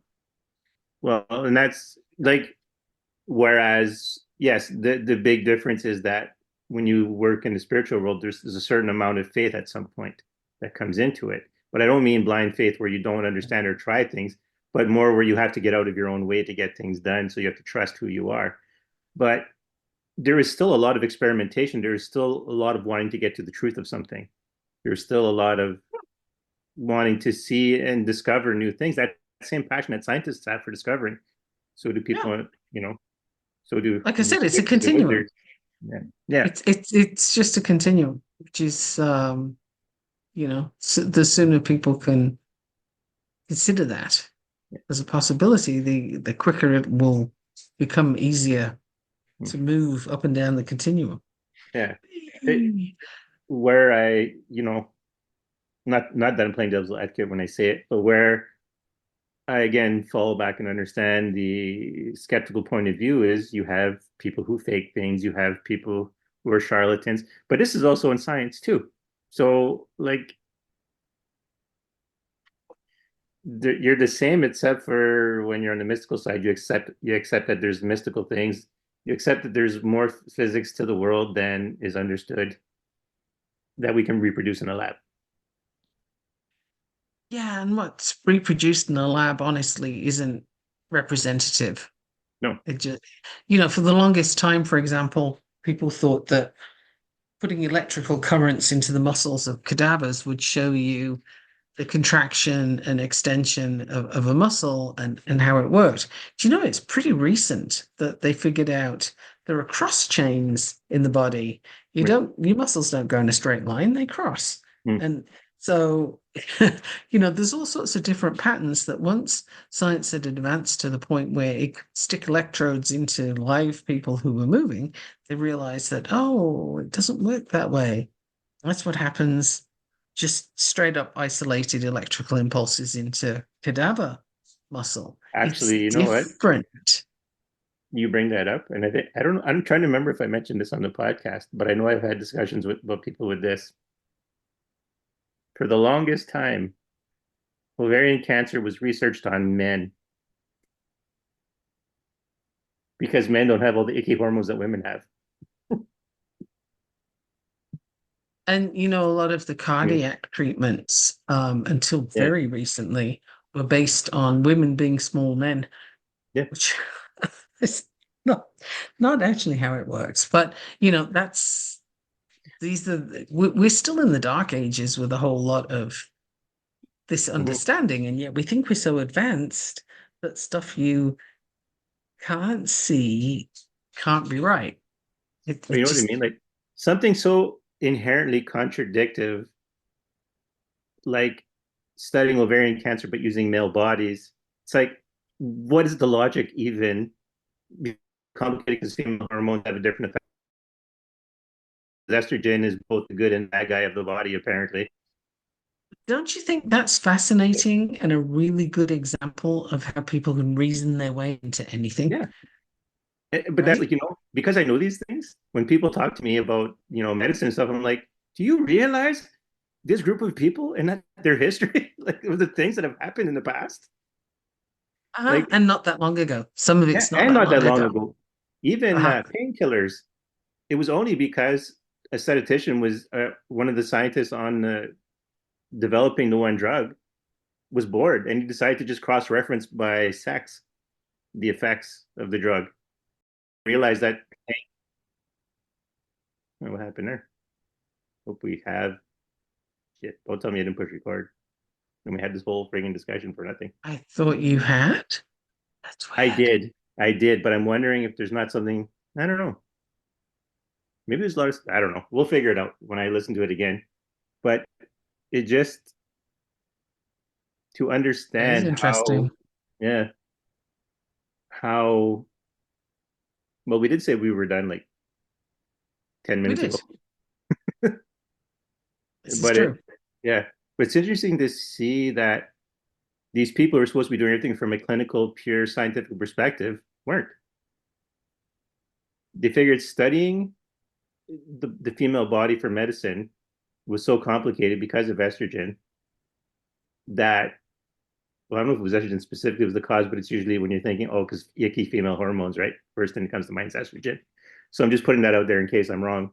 That was my assumption. But the fact that that was a reasoning for not, you know, looking at women specifically, or the very fact that women are just smaller men, like that mentality, when there's a whole world of difference, it's mind-boggling. But like I said, when people then tell me, "Oh, well, leave it to the scientists," I'm like, "Have you take time, read the history of medicine, read the history of how it works, read the studies. Even if you don't know the math, you don't know every little detail of a white paper, they do lay out their method, and that you can figure out. That as a layman you can understand, even if you don't understand the math that follows, and you don't understand all the other jargon, you do understand the methodology when they lay it out for you." Yeah, I'd say, sure, notice what's being produced, but you've still got to examine it. Yeah, Nobody's, if you go back, what, 2,500 years, 3,000 years, how many thousand? You go back to Buddha, right. and basically, things that's attributed to him is as he went from village to village doing his teachings, one person.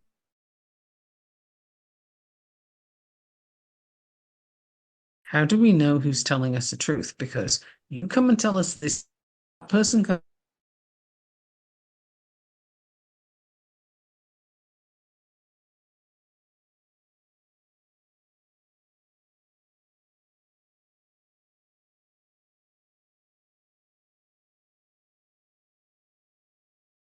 don't find it to be good, put it to one side, quite simply. But at no point did, even back then, thousands of years ago, did he think it was a good idea that you just take it on faith, Right. including what he was saying. Mm-hmm. So that still applies. Don't take anything anybody says on faith.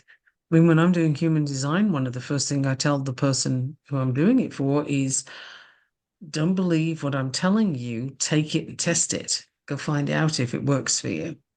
Don't take my word for it, because then you've got nothing. You haven't learned anything. Right. You haven't experienced anything if you're just hearing my words and then saying, okay, that sounds good. Like that's a sterile interaction. It Right. doesn't do anything useful. Nothing moved forward. Nothing got challenged or looked at. So it's literally, I call that a living science because, if I give you the information, you put your white coat on and go test it. It's not, the point of it is not to believe it, but to work with it, to go find out. Yes. So you hear that, listeners? It's not about blind obedience. It's not about blindly hearing.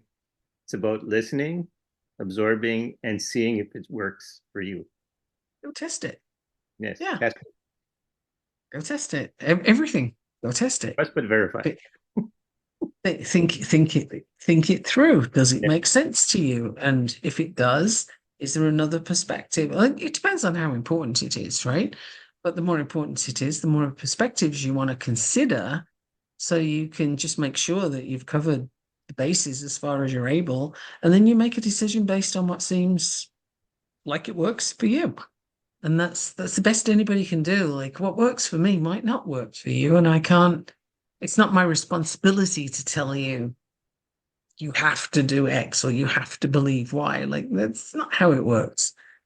It's all, you can put ideas out there and perspectives and suggestions, but it's up to the individual to, take responsibility and go check it out. Yes. All right. So that's a good ending, too. The other ending was Okay. better, but it was my fault. I threw in something that continued the conversation. So that's a good place to end. And so, all right, make it a clean break. I'm Daniel Zubour. I'm Michaela Gaffinstone. And until next time. Until next time.